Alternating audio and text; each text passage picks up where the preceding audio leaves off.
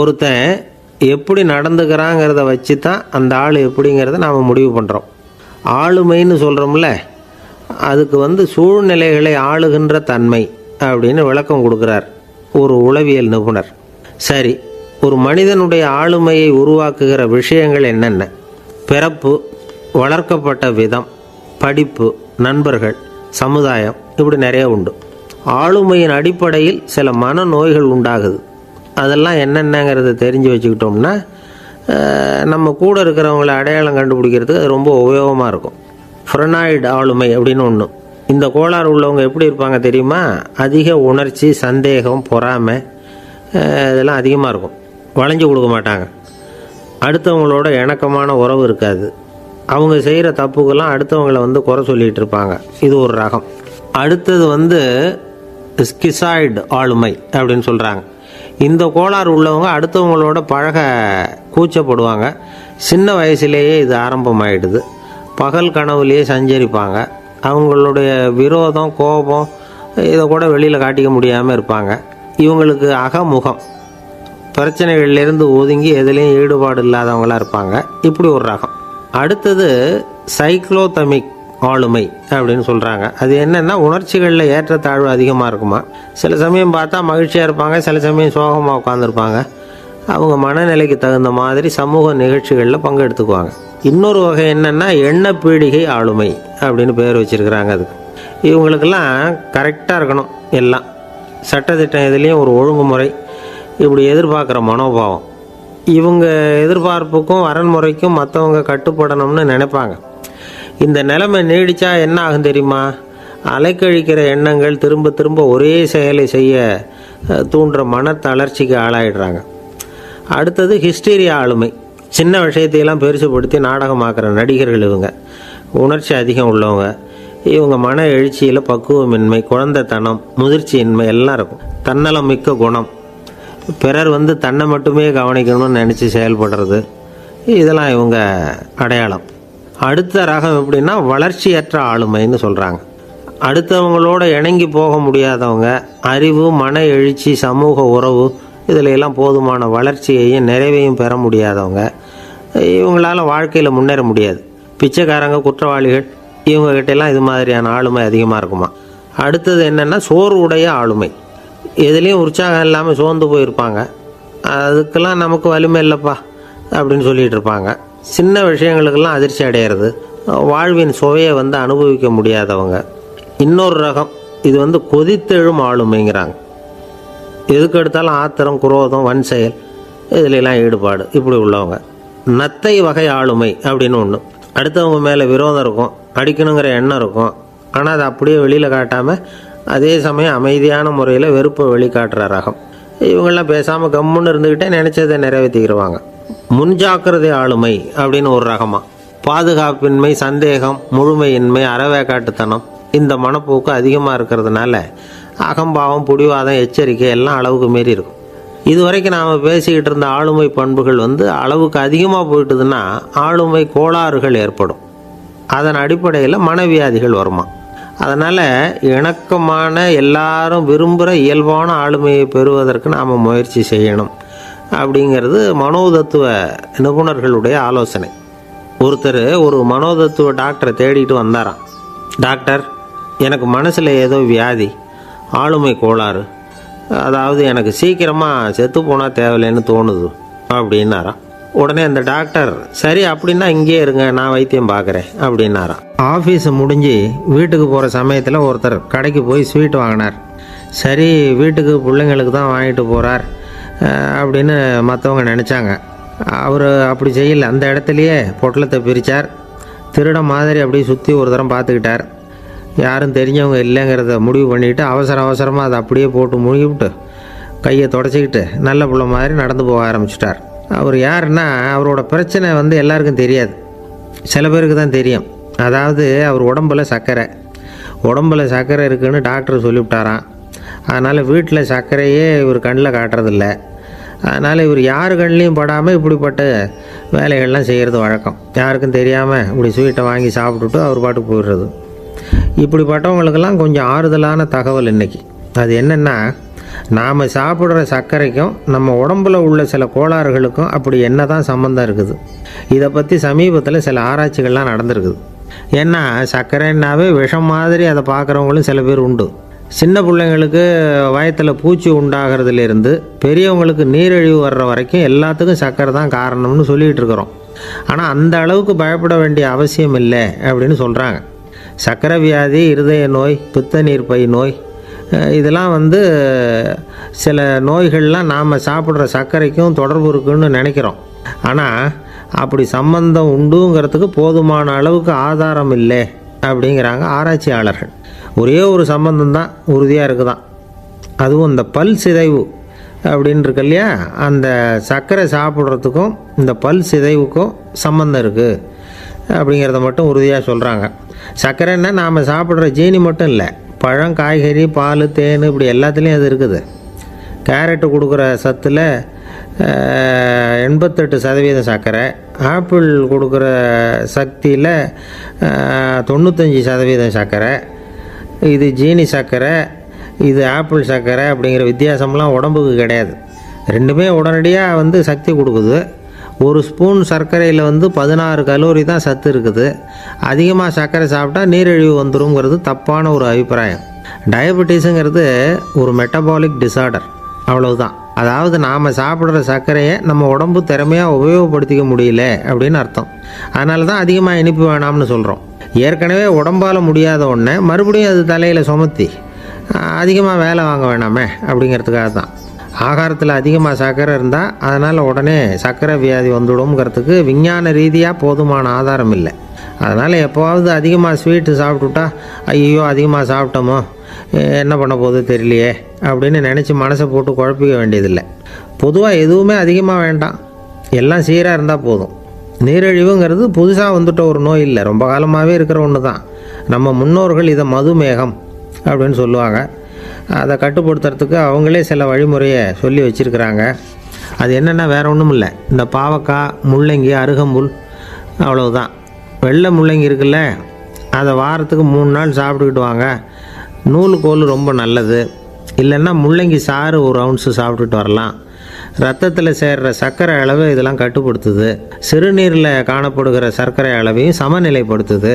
தினமும் ஆகாரத்தில் கோதுமை, கேழ்வரகு, வெந்தயம், கருவேப்பிலை, சோயாபீன்ஸ் எது கிடைக்குதோ சேர்த்துக்கலாம். இப்படிலாம் செஞ்சுக்கிட்டு வந்தால் அப்புறம் வீட்டுக்கு தெரியாமல் கடையில் போய் நின்றுக்கிட்டு ஸ்வீட் வாங்கி திருட்டுத்தனமாக சாப்பிட வேண்டிய அவசியமே உங்களுக்கு வராது. 2 ஆசாமிகள் கடற்கரையில் உட்காந்து சாவகாசமாக பேசிக்கிட்டு இருந்தாங்களாம். ஒருத்தர் சொன்னார், இன்னொருத்தருக்கு தெரியாமல் ஸ்வீட்டு சாப்பிட்றதே எப்பவும் இடைஞ்சல் தான் சார். நேற்றுக்கு பாருங்கள் அப்படி தான் சாப்பிட்டுக்கிட்டு இருந்தேன், வீட்டுக்காரி கண்ணில் போட்டுவிட்டுது, அதுக்கப்புறம் ஒரே ரகலையாக போச்சு அப்படின்னாரா.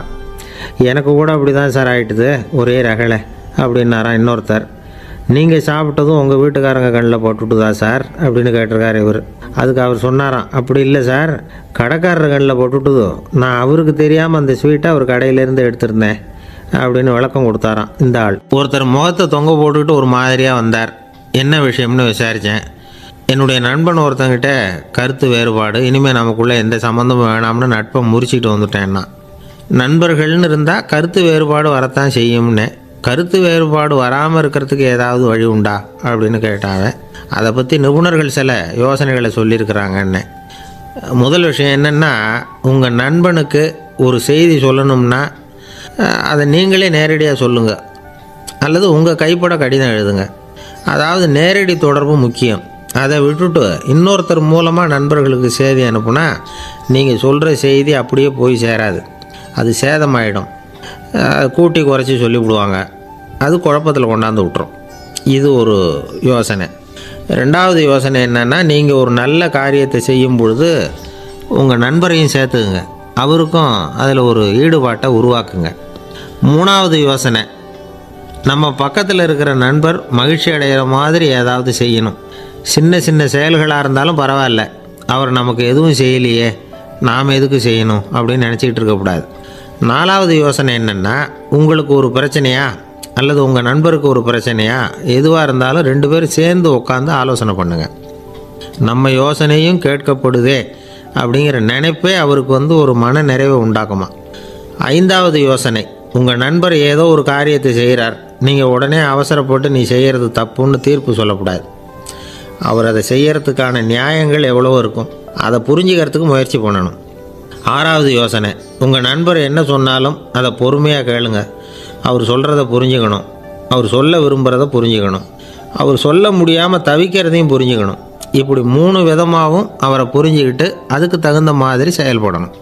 7வது யோசனை என்னென்னா, உங்கள் நண்பர் உங்ககிட்ட வந்து ஏதோ ஒரு கருத்தை சொல்கிறார், அது உங்களுக்கு பிடிக்கல, அதுக்காக உடனே நீ சொல்கிறது சரியில்லை, நான் ஒத்துக்க மாட்டேன் அப்படின்லாம் மறுத்துக்கிட்டு இருக்கக்கூடாது. அவர் சொல்கிறத கேட்கணும், பொறுமையாக சிந்திக்கணும், அதுக்கப்புறம் பதில் சொல்லணும். இப்படிலாம் நடந்துக்கிட்டால் நண்பர்களுக்குள்ள கருத்து வேறுபாடு வர்றதுக்கு வாய்ப்பே இருக்காது அப்படின்னு வல்லுநர்கள் தொகுத்து சொல்லியிருக்கிறாங்க இந்த யோசனைகளை. எனக்கு தெரிஞ்ச சில நண்பர்கள் உண்டு, அவங்களுக்குள்ளேயும் கருத்து வேறுபாடுகள் வராமல் இருக்கிறதுக்கு சில நுட்பங்களை கையாளுறது உண்டு. ஒருத்தர் சொன்னார், அந்த டாக்டர் சின்ன வயசுலேருந்து என் கூட பழகினவர், நாங்கள் 2 பேரும் இணை பிரியாத நண்பர்கள்.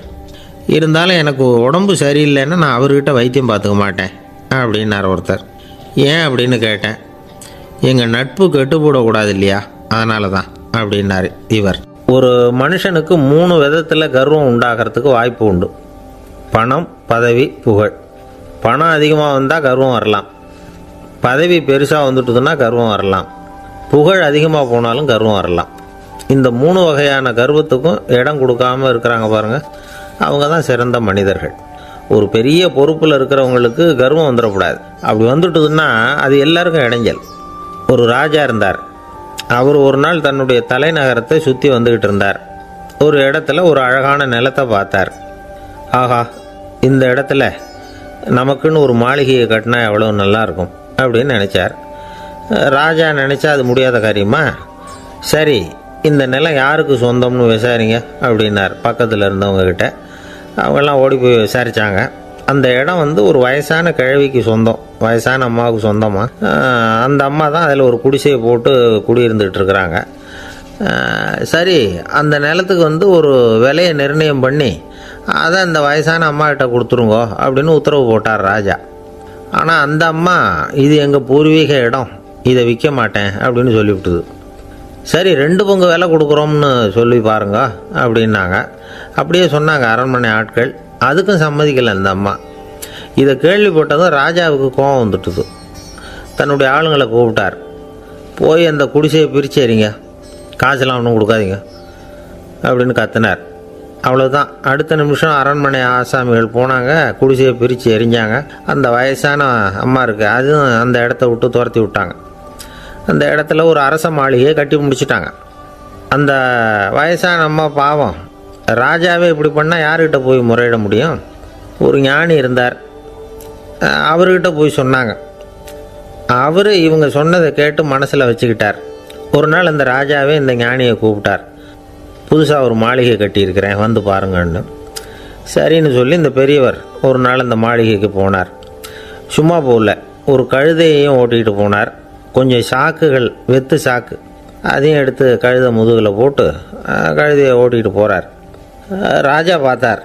அவருக்கு இது ஆச்சரியமாக இருந்தது. என்ன இது, மாளிகைக்கு வந்துட்டு போங்கன்னு கூப்பிட்டா கழுதை சாக்கு இதெல்லாம் கூப்பிட்டு வராரு, ஒன்றும் புரியலையேன்னு நினச்சார். எதுக்காக இதெல்லாம்னு கேட்டார். அரசருடைய தோட்டத்திலேருந்து கொஞ்சம் மண் எடுத்துகிட்டு போகிறதுக்கு ஆசைப்பட்றேன், அதுக்கு நீங்கள் அனுமதி கொடுக்கணும் அப்படின்னாரு இவர். இது என்ன வேடிக்கையான கோரிக்கையாக இருக்குது அப்படின்னு நினச்சார் ராஜா. இருந்தாலும் மண் தானே கேட்குறாரு, எடுத்துகிட்டு போகட்டுமே அப்படின்னு நினச்சார். சரி, நான் அனுமதி கொடுத்தார். அந்த பெரியவர் தோட்டத்துக்கு போனார், மண்ணை வெட்டினார், சாக்கில் போட்டு நிரப்புனார். ராஜாவை கொஞ்சம் கிட்ட வாங்கன்னு கூப்பிட்டார். இந்த மண் மூட்டையை தூக்கி கழுதையோட முதுகில் வைக்கணும், கொஞ்சம் உதவி பண்ணுங்கன்னார். ஓ, பண்ணுறேனே அப்படின்னு சொல்லி ராஜா கிட்ட போனார். மூட்டையை தூக்கி பார்க்குறாரு, முடியல, திணறி போயிட்டார். இப்போ அந்த ஞானி பேசினாராம். அரசே, இந்த ஒரு சாக்கு மண்ணையே உங்களால் தூக்க முடியல, அந்த கிழவிகிட்ட இருந்து அந்த அக்கிரமமாக அபகரித்த இந்த தோட்டம் பூராவையும் சுமக்கணும்னு ஆசைப்படுறீங்களே, அது உங்களால் முடியுமா அப்படின்னு கேட்டாராம். ராஜா யோசனை பண்ண ஆரம்பித்தார். தன்னுடைய செயலுக்காக வருத்தப்பட்டாராம். அந்த வயசான அம்மாவை உடனடியாக வரவழைச்சார். தாயே, தப்பு பண்ணிட்டேன், என்னை மன்னிச்சுக்குங்க, இன்னையிலேருந்து இந்த மாளிகையும் தோட்டமும் உங்களுக்கு தான் சொந்தம் அப்படின்னு சொல்லிவிட்டாராம். போகிறப்ப இந்த உலகத்திலேருந்து எண்ணத்தை எடுத்துகிட்டு போக போகிறோம், அதனால் ரொம்பவும் அலட்டிக்க வேண்டியதில்லை, கர்வப்பட வேண்டியதில்லை, அப்படிங்கிறது ஒரு பெரிய உபதேசம். ஒரு பெரிய மனுஷன் சாக கிடந்தார், ரொம்பவும் அழுதார். ஏன் அழறீங்க அப்படின்னு கேட்டாங்க சுற்றி இருந்தவங்க. நான் சாகிறதுக்காக கவலைப்படலை, நான் நம்ம ஜனங்களுக்காக எவ்வளவோ காரியம்லாம் செஞ்சுக்கிட்டு வந்தேன். நான் செஞ்சுக்கிட்டு வந்த சேவையை இனிமேல் யார் செய்ய போகிறாங்க, அது யாரால் முடியும், அதை நினச்சி தான் அழறேன் அப்படின்னாராம். ஒருத்தர் முன்னாடி வந்தார். அதுக்காக நீங்கள் கவலைப்படாதீங்க, உங்கள் சேவையை தொடர்ந்து செய்கிறதுக்கு என்ன மாதிரி இளைஞர் பட்டாலும் தயாராக இருக்குது, இருந்தாலும் எங்கள் கவலை என்னென்னா அப்படின்னு இழுத்தார். என்ன சொல்லுங்கன்னு கேட்டார் அவர். நீங்கள் இது வரைக்கும் என்ன சேவை செஞ்சுக்கிட்டு வந்தீங்க, அதுதான் எங்களுக்கு இன்னமும் புரியாத புதிராக இருக்குது அப்படின்னாராம் அவர்.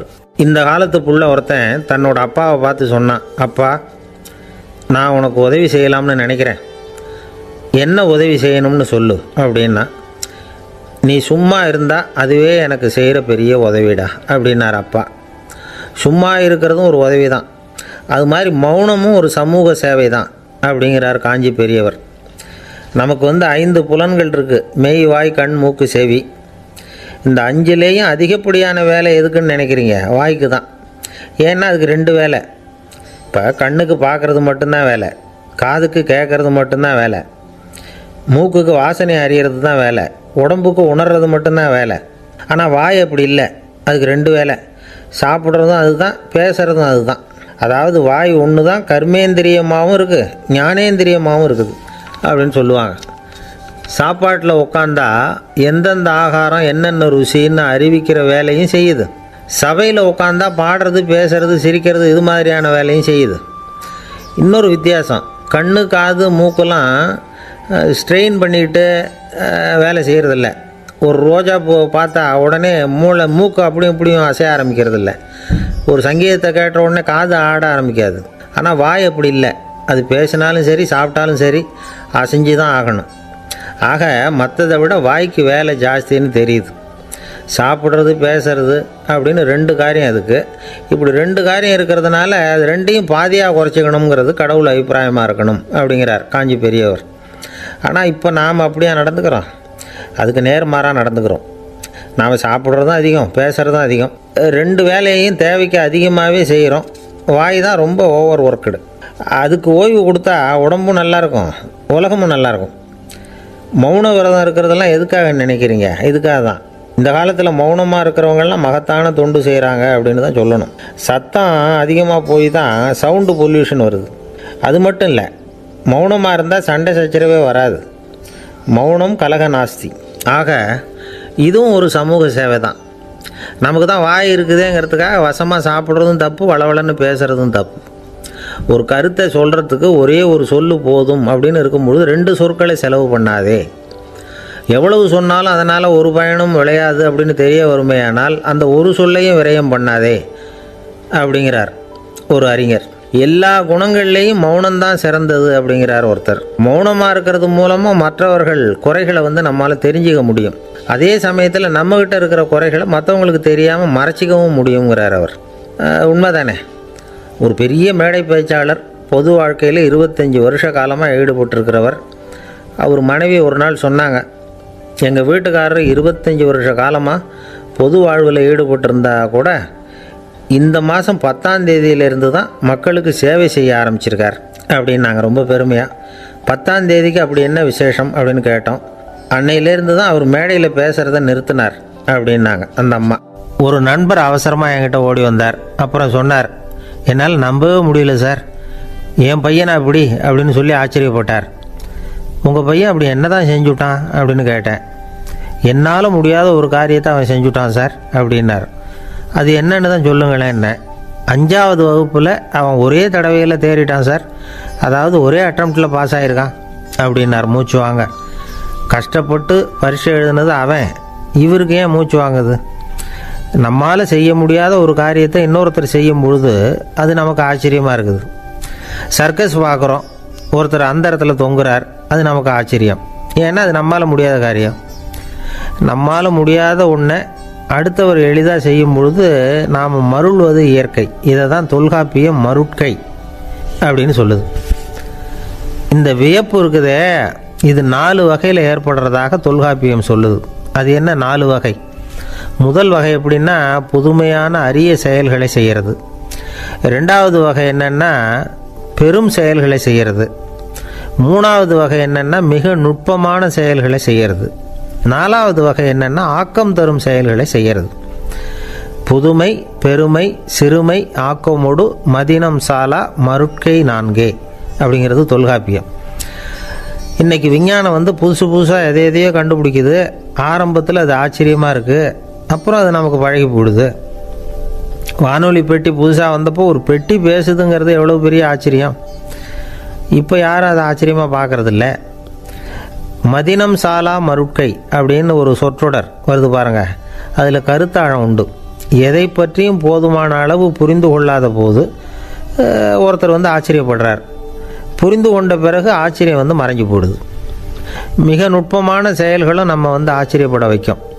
ஒரு அரிசியில் ஒரு திருக்குறளை எழுதி காட்டுறாங்க, ஒரு முட்டை ஓட்டுக்குள்ளே ஓவியம் தீட்டி காட்டுறாங்க. கருங்கல் சிற்பங்களில் எவ்வளோ நுட்பமான வேலைப்பாடுகளை எல்லாம் பார்த்து ஆச்சரியப்படுறோம். இது மாதிரி ஆக்கப்பூர்வமான அரிய செயல்களை செய்கிறது கூட வியப்பை உண்டு பண்ணும். குப்பை கூலங்களை கூட வாழ்க்கைக்கு பயன்படுகிற பொருளாக மாற்றுகிறவர்கள் இருக்காங்க. அவர்களுடைய செயல் வியப்பு அளிக்குது. இடைக்காட்டு சித்தர் பாடின மூவடி 30ங்கிற நூலில் வர்ற ஒரு பாடல், ஆற்றல் பிறர் அறிதலின் அகம் கிளர்வு உறுதலின் கற்று அறி பாணர் கெழுமிய கோடலின் தோற்றம் உருகவே போற்றல் சால் வியப்பே. ஒருத்தருடைய ஆற்றல் தெரியாமல் இருந்தது, அவருடைய அரிய செயலை பார்க்கும் பொழுது வியப்பாக இருந்தது, மனசுக்குள்ள கிளர்ச்சி. பாவலர்கள் இவர்களுடைய புகழை பாடி மற்றவர்களும் தெரிந்து கொள்ளுமாறு செய்கிறார்கள். அப்படிங்கிறது தான் ஒரு யதார்த்தமான உண்மை. ஆக எல்லா வகையிலும் மக்கள் தங்களுடைய வாழ்க்கையில் முன்னேறுவதற்கான வழிகாட்டுகிற ஒரு மெய்ப்பாடு தான் வியப்புங்கிறது. இந்த காலத்தில் நம்ம எப்படியெல்லாம் ஆச்சரியப்பட வைக்கிறாங்க. ஒரு ஆளை பிடிச்சி ஜெயிலில் கொண்டு வந்தாங்க. ஜெயில் அதிகாரி அவனை ரொம்ப ஆச்சரியமாக பார்த்தாரான். இவன் கேட்டான், ஏன் சார் அப்படி பார்க்குறீங்க, நான் இப்போ இங்கே வர்றது உங்களுக்கு ஆச்சரியமாக இருக்குதா அப்படின்னு கேட்டிருக்கான். இதுக்கு ஜெயில் அதிகாரி சொல்லியிருக்கார், நீ இப்போ இங்கே வந்ததில் எனக்கு ஒன்றும் ஆச்சரியம் இல்லைப்பா, ஏற்கனவே நீ இங்கேருந்து விடுதலையாகி போய் 6 மாதம் ஆச்சு, இவ்வளவு லேட்டாக வர்றியே அதுதான் எனக்கு ஆச்சரியமாக இருக்குது அப்படின்னாராம். ஒருத்தர் ஒரு தவறு செஞ்சு விடுறாருன்னு வச்சுக்கோங்க, உடனே நீ செஞ்சது தவறு அப்படின்னு சொல்கிறது ஒரு வகை. அதுக்கு பதிலாக எது சரின்னு அவர் புரிந்து கொள்ள உதவி செய்கிறது இன்னொரு வகை. இந்த ரெண்டாவது வகை இருக்குது பாருங்கள், நிர்வாக இயலில் இது ரொம்ப முக்கியம். அலுவலகத்தில் வேலை பார்க்குற ஒருத்தர் முக்கியமாக தெரிஞ்சுக்க வேண்டியது என்ன தெரியுமா? சக ஊழியர்கள்கிட்ட எப்படி பழகணும், மேலதிகாரிகள்கிட்ட எப்படி பழகணும், தனக்கு கீழே வேலை செய்கிறவங்கக்கிட்ட எப்படி பழகணும், வாடிக்கையாளர்கள்கிட்ட எப்படி பழகணும், இவங்க எல்லார்கிட்டையும் செம்மையான உறவை ஏற்படுத்திக்கிறது எப்படி. இதையெல்லாம் சொல்லிக் கொடுக்குற பாடம் தான் இன்டர் பர்சனல் ஸ்கில், திறமையான உறவு அப்படிங்கிறது. எந்த வேலையில் இருந்தாலும் சரி, இந்த உறவுகளை வளர்க்கும் திறன் உள்ளவங்க சீக்கிரம் முன்னுக்கு வந்துடுறாங்க. மற்றவங்க கிட்ட உறவை பலப்படுத்திக்கிறது எப்படி அப்படின்னு தெரிஞ்சுக்கிட்டோம்னா எந்த ஒரு தடையையும் சுலபமாக தாண்டி செய்கிற தொழிலில் முன்னுக்கு வந்துடலாம். ஹார்வர்டு பல்கலைக்கழகத்தில் ஒரு கணக்கெடுப்பு பண்ணி பார்த்தாங்களாம். பார்க்குற வேலையில் எது மாதிரி குணாதிசயம் உள்ளவங்க வேகமாக முன்னுக்கு வர்றாங்க அப்படின்னு தெரிஞ்சுக்கிறதுக்காக இந்த கணக்கெடுப்பு.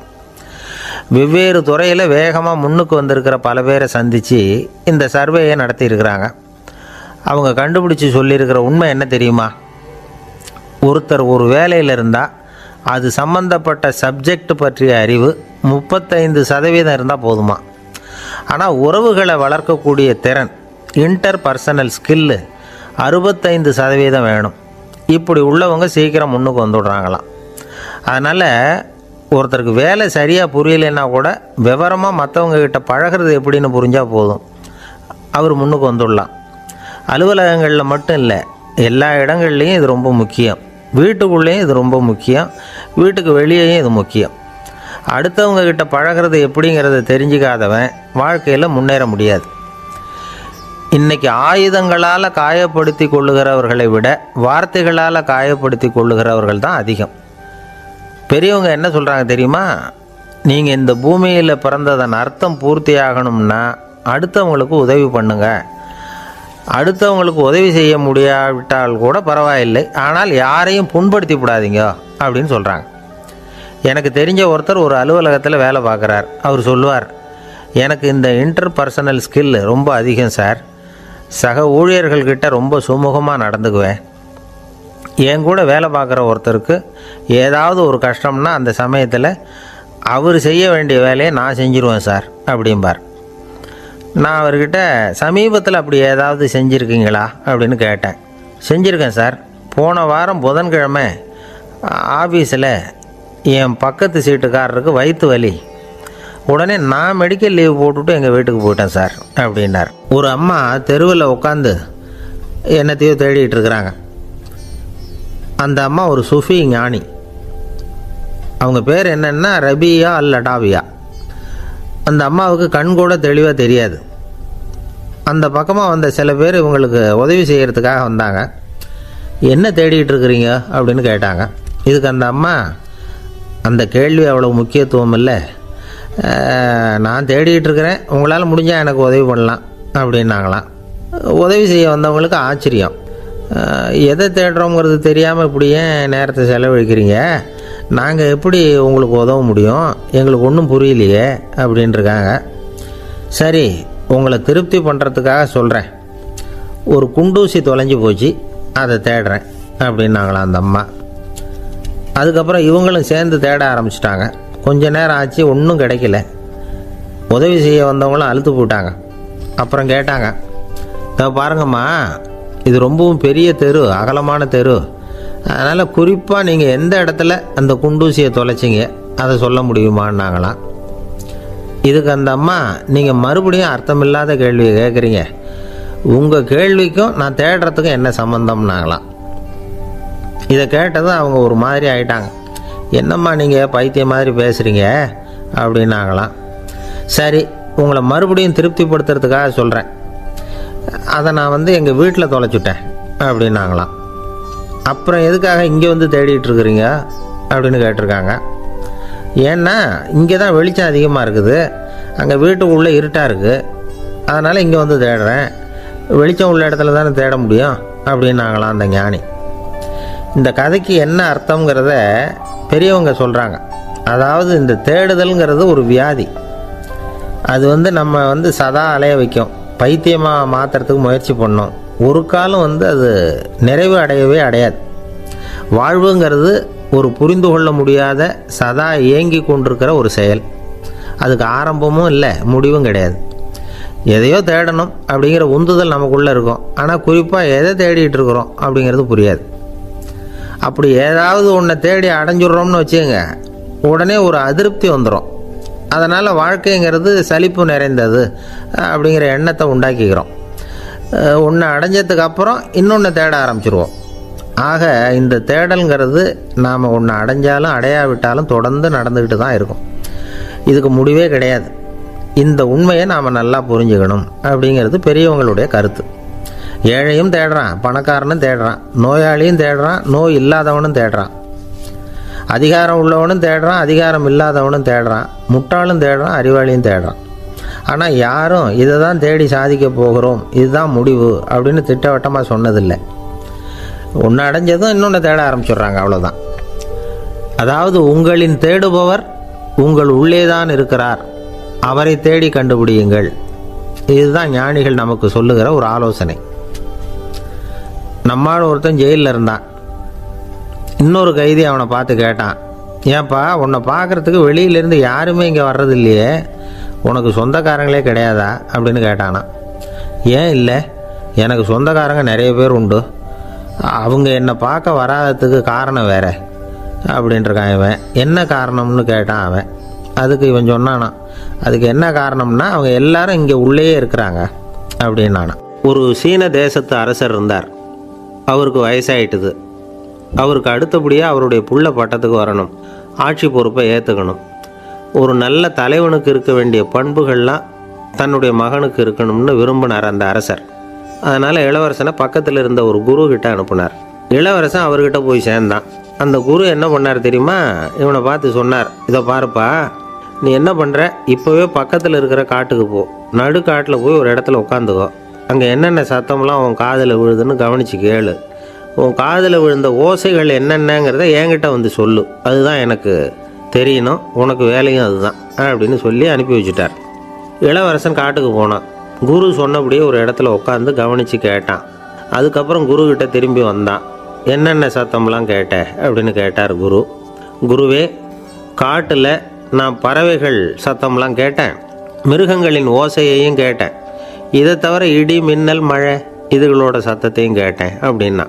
குரு யோசனை பண்ணார், நீ இன்னமும் சரியாக கேட்கல, அதனால் மறுபடியும் காட்டுக்கு போ, கொஞ்ச நாள் தங்கியிருந்து கேட்டுட்டு வா அப்படின்னார். இளவரசனுக்கு ஒன்றும் புரியல.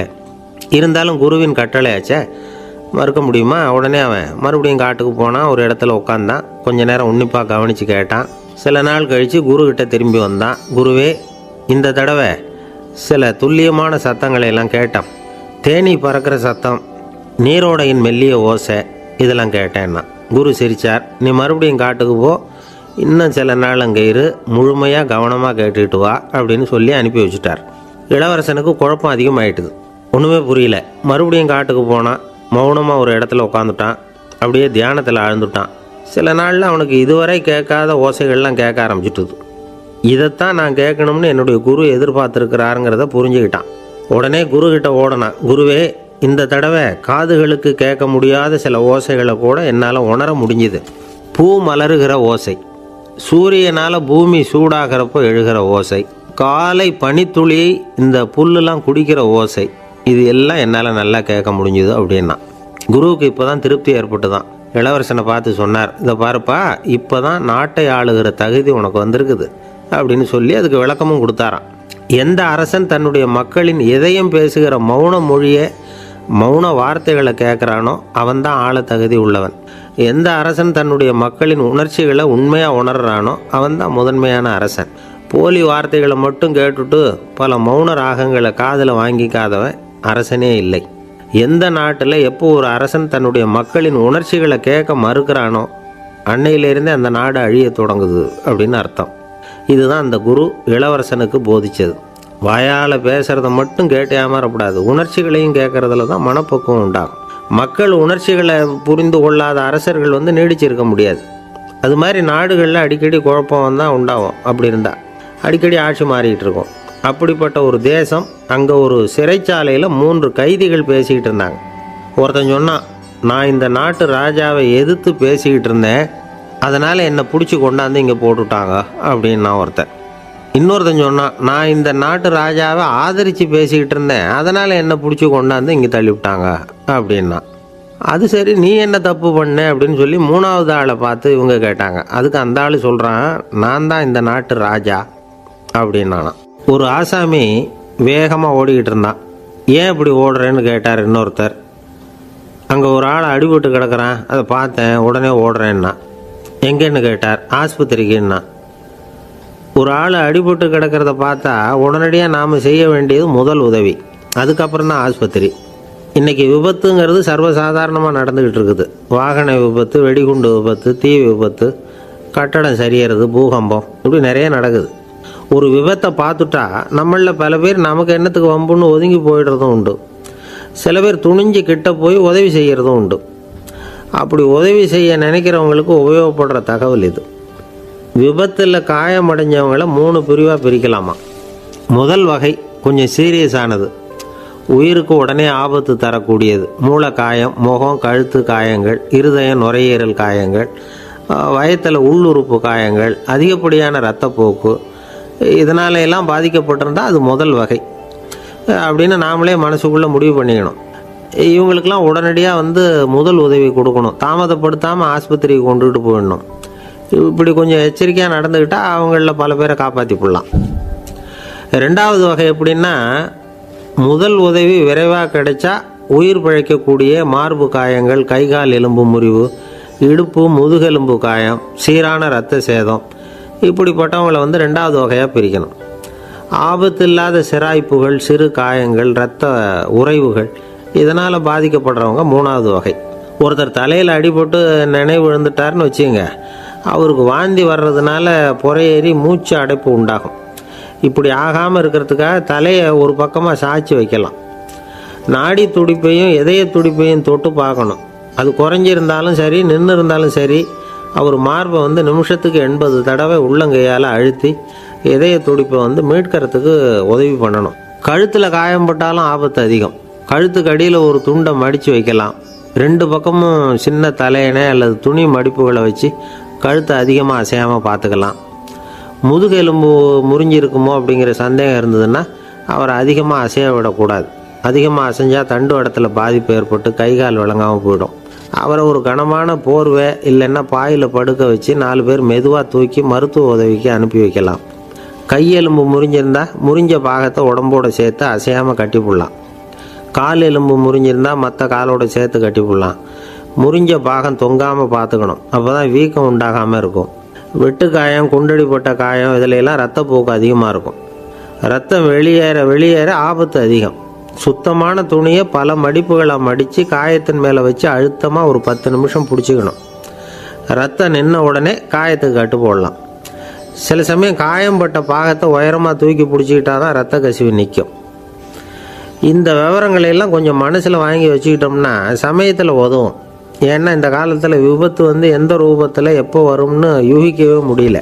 நண்பர் ஒருத்தர் சொன்னார், நேற்றுக்கு பாருங்கள் சார், என் கண்ணு முன்னாடியே ஒரு சின்ன விபத்து நடந்ததுன்னார். என்னன்னு விசாரித்தோம். ஒரு பஸ்ஸில் வந்துக்கிட்டு இருந்தேன். அந்த பஸ்ஸில் பின்பக்கம் படி ஓரமாக நின்றுக்கிட்டு இருந்த ஒருத்தர் ரோட்டில் விழுந்துட்டார். டிரைவர் அதை கவனிக்கலை, நிறுத்தாமல் அவர் பாட்டுக்கு போகிறாருன்னார். கண்டக்டர் உடனே விசில் கொடுத்து பஸ்ஸை நிறுத்த வேண்டியது தானே அப்படின்னோம். அதுதான் சார் முடியாமல் போச்சுன்னார் அவர். ஏன்னு கேட்டாங்க. தவறி கீழே விழுந்ததே அந்த கண்டக்டர் தான் சார் அப்படிங்கிறார். ஒரு நண்பர், அவர்கிட்ட பேசிக்கிட்டு இருந்தேன். மனித உறவுகள் பற்றி அவர் சொல்லிகிட்டு இருந்தார். அமெரிக்காவில் தந்தை மகன் உறவு எப்படி இருக்குது அப்படிங்கிறத விளக்கிறதுக்கு அவர் ஒரு கதையை சொன்னார். ஒரு அப்பா பகல் பூராவும் அலுவலகத்தில் வேலை, ஓடி ஆடி உழைச்சிக்கிட்டு களைச்சி போய் ராத்திரி 10 மணிக்கு மேலே வீடு திரும்பினான். வீட்டு வாசலில் அவரோட மகன் காத்துக்கிட்டு இருக்கிறான். இன்னமும் தூங்கலை. அப்பா வாசல்லையே தடுத்து நிறுத்தி, அப்பா உனக்கு சம்பளம் எவ்வளவு அப்படின்னு கேட்குறான். ஏற்கனவே ஆஃபீஸ் பிரச்சனைகளால் அழுத்து போய் திரும்புகிற அப்பாவுக்கு கோவம் வந்துடுது. என்னடா இப்படிலாம் கேளுன்னு உங்கள் அம்மா உனக்கு சொல்லி கொடுத்தாளா அப்படின்னு சொல்லிவிட்டு உள்ளே போய் சட்டையை கட்டி மாட்டி விட்டு குளிச்சு விட்டு மறுபடியும் வெளியில் வந்து உடையை மாற்றுகிற சமயம் அப்போ மறுபடியும் மகன் உள்ளே வந்து நிற்கிறான் அவர் முன்னாடியே. அப்பா உனக்கு எவ்வளவு சம்பளங்கிறான் மறுபடியும். அப்பாவுக்கு எரிச்சல் அதிகமாகிட்டுது. மணிக்கு $20 போதுமா அப்படின்னார். அப்படின்னா எனக்கு ஒரு $10 தர முடியுமான்னா மகன். இதுக்கு தான் என் சம்பளம் எவ்வளவுன்னு கேட்டியா? 2ஆம் வகுப்பு படிக்கிற உனக்கு எதுக்குடா $10 அப்படின்னு கத்திவிட்டு தொலைக்காட்சி பெட்டியின் முன்னாடி போய் உட்காந்துக்கிட்டு ஏதோ நிகழ்ச்சியை பார்க்க ஆரம்பிச்சிட்டார். கொஞ்ச நேரம் கழித்து மறுபடியும் மகன் வந்து நிற்கிறான். அப்பா ப்ளீஸ் எனக்கு ஒரு $10 கொடுக்க முடியுமா? மகனுடைய கண்களில் கண்ணீர். என்னடா அவன் கண்ணீரை காட்டி காரியம் சாதிக்கலாம்னு பார்க்குறியா? ஒரு காசு கூட கொடுக்க மாட்டான் போ அப்படின்னு விரட்டி விட்டான். மகன் கண்ணீரை தொடச்சிக்கிட்டே கண்ணை தொடச்சிக்கிட்டு பேசாமல் போய் படுத்துக்கிட்டானா. கொஞ்ச நேரம் ஆச்சு. அப்பாவோட கோபம் கொஞ்சம் கொஞ்சமாக குறைஞ்சிது. பிள்ளைகிட்ட கோபமாக கத்துனது தப்பு தாங்கிறது புரிஞ்சுது அவனுக்கு. எழுந்திரிச்சு போனான், படுக்கை இறக்கி போனான். மகனை பார்த்தான். அவன் தலையணையை கட்டி பிடிச்சிக்கிட்டு அழுதுகிட்டு இருக்கிறான். அவனை மெல்ல நெருங்கி அவங்ககிட்ட எதமாக பேசுகிறதுக்கு ஆரம்பித்தானான். எதுக்குடா உனக்கு $10 பள்ளிக்கூடத்தில் கேட்டாங்களா அப்படின்னு கேட்டானான். மகன் சொல்லியிருக்கான், இல்லை டாடி, உனக்கு 1 மணி நேரம் சம்பளம் $20ன்னு சொன்னேன். நீ ஏற்கனவே எனக்கு கொடுத்த பாக்கெட் மணி $10 என்கிட்ட இருக்குது. இப்போ நீ இன்னொரு $10 கொடுத்தீங்கன்னா அதையும் சேர்த்து $20 ஆகிடும். அந்த $20 நான் உனக்கு கொடுத்துருவேன். அப்படி கொடுத்தா நீ என் கூட 1 மணி நேரம் செலவழிப்ப இல்லையா? அதுக்காக தான் $10 கேட்டேன் அப்படின்னு சொன்னானான். அந்த அப்பா கண்ணு கலங்கி போச்சான். ஆதரவோடு தன்னுடைய மகனை கட்டி பிடிச்சி அழ ஆரம்பிச்சிட்டாராம். இதுதான் நண்பர் சொன்ன கதை. அமெரிக்கா மட்டும் இல்லை, உலகம் பூராவும் இன்றைக்கி மனித உறவுகள் இப்படி தான் மாறிட்டுருக்கு. பெரியவர்கள் அறிவுரை என்ன தெரியுமா? உங்கள் குழந்தைகளிடமிருந்து குழந்தை பருவத்தை பிரித்து விடாதீர்கள் அப்படிங்கிறது தான். அதாவது இன்றைய குழந்தைகள் தங்கள் பிருந்தாவனத்தை இழந்து விடுகிறார்கள் அப்படிங்கிறது அவங்களுடைய கருத்து. இந்த நிலைக்கு நாம் காரணமாக இருந்துடக்கூடாது. குழந்தைகளோட விளையாடுவோம், குடும்பத்தோடு உறவாடுவோம் அப்படிங்கிறது தான் நம்முடைய நோக்கமாக இருக்கணும். இன்றைய உறவு முறைக்கு இன்னொரு உதாரணம் சொல்லுவாங்க. ஒருத்தர் வந்தாராம். அவர் பக்கத்தில் ஒரு சின்ன பையன். நாம் அவரை விசாரிக்கிறோம், யார் இந்த பையன் அப்படின்னா அவர் சொல்கிறார், இவன் எனக்கு தூரத்து உறவு அப்படின்னாராம். இந்த தூரத்து உறவுன்னா எப்படின்னு இருக்கான். இதுக்கு அவன் சொல்லியிருக்கிறான், இவன் எங்கள் அப்பாவுக்கு 8வது புள்ள அப்படின்னு. நானும் ஒரு ஊரில் ஒரு பெரிய ஞானி இருந்தார். அவர் படுக்கையில் இருந்தார். இன்னும் கொஞ்ச நேரம்தான் அவர் இந்த உலகத்தில் இருக்க போகிறார். அவரை சுற்றி ஏகப்பட்ட கூட்டம். ஏற்கனவே அவருடைய உபதேசங்களை கேட்டவங்க பல பேர் வந்து அவரை சுற்றி நிற்கிறாங்க. அந்த ஞானி மெதுவாக கண்ணை திறந்து பார்க்குறார். எல்லாரும் அவருடைய கடைசி வார்த்தையை கேட்கறதுக்காக அவளோட காத்துக்கிட்டு இருக்கிறாங்க. அந்த ஞானி மெதுவாக பேச ஆரம்பித்தார். நான் என்னுடைய வாழ்நாள் பூராவும் உங்களுக்கு நிறைய போதனைகள் சொல்லிக்கிட்டு இருக்கிறேன். பேரானந்தம், மகிழ்ச்சி, தியானத்தன்மை இதை பற்றியெல்லாம் சொல்லியிருக்கிறேன். இப்போ நான் வேறு ஒரு கரைக்கு போய்கிட்டுருக்கிறேன். நான் இனிமேல் இந்த கரையில் இருக்க மாட்டேன். நீங்கள் நான் சொன்னதையெல்லாம் கேட்டீங்க, ஆனால் எதையும் நீங்கள் வந்து நடைமுறைப்படுத்தி பார்க்கல. எல்லாம் கேட்டதோடு சரி, அதோடு விட்டுவிட்டீங்க. அப்புறம் அதை தள்ளி போட்டுக்கிட்டே வந்துட்டீங்க. மேலும் அதை தள்ளி போடுறதுல எந்த பிரயோஜனமும் கிடையாது. இப்போ நான் போய்கிட்டு இருக்கிறேன். உங்களில் யாராவது என்னோட வர்றதுக்கு தயாரா அப்படின்னு கேட்டார். அவ்வளோதான். யாரும் வாயை திறக்கலை. ஒரே மௌனம், சத்தமே இல்லை. ஒருத்தர் பார்த்துக்கிட்டே நிற்கிறாங்க. அந்த கூட்டத்தில் ஒரு ஆள் அந்த ஞானி கூடவே 40 வருஷத்துக்கு மேலே இருந்திருக்கிறான். அவனும் வாயை திறக்காமல் இன்னொருத்தன் முகத்தை பார்த்துக்கிட்டே நிற்கிறான். இந்த சமயத்தில் பின்னாடி நின்றுக்கிட்டு இருந்த ஒருத்தன் கையை தூக்கினான். ஞானி அவனை பார்த்தார். சரி, ஒருத்தனுக்காவது நம்மோட வர்றதுக்கு தைரியம் இருக்குது அப்படின்னு நினச்சார். ஆனால் அந்த ஆள் என்ன சொன்னான் தெரியுமா? ஐயா, நீங்கள் கேட்குறப்போ நான் உடனே எழுந்திருக்கல, கையை மட்டும்தான் தூக்கினேன். என்ன காரணம்னா, நான் எப்படி அடுத்த கரைக்கு வந்து சேர்றதுங்கிறது தெரிஞ்சுக்கிறதுக்காக தான். அந்த விவரத்தை மட்டும் இப்போ உங்ககிட்ட இருந்து நான் தெரிஞ்சுக்க ஆசைப்பட்றேன். ஏன்னா இப்போ நான் உங்கள் கூட வர்றதுக்கு தயாராக இல்லை. எவ்வளவோ காரியங்களை நான் இன்னும் இங்கே முடிக்க வேண்டி இருக்குது. வீட்டுக்கு ஒரு விருந்தினர் வந்திருக்கிறார். என்னுடைய இளைய மகனுக்கு கல்யாணம் பண்ணி வைக்கணும். அதனால் இன்றைக்கி உங்கள் கூட வர முடியாது. அது மட்டும் இல்லை, இப்போ உங்கள் கூட அடுத்த கரைக்கு வந்தால் திரும்பி வர முடியாதுன்னு வேறு சொல்கிறீங்க. அதனால் இப்போ நான் வரல. இன்னொரு நாள் நிச்சயமாக நான் வர்றேங்க, வந்து உங்களை சந்திக்கிறேன். அதனால் இப்போ நீங்கள் இன்னொரு தடவை எங்களுக்கு விளக்கமாக சொல்லணும். ஏற்கனவே பல தடவை சொல்லியிருக்கிறீங்க. தயவு பண்ணி இப்போ ஒரு தடவை சொன்னீங்கன்னா சௌகரியமாக இருக்கும். அந்த அடுத்த கரையை அடையிறது எப்படி?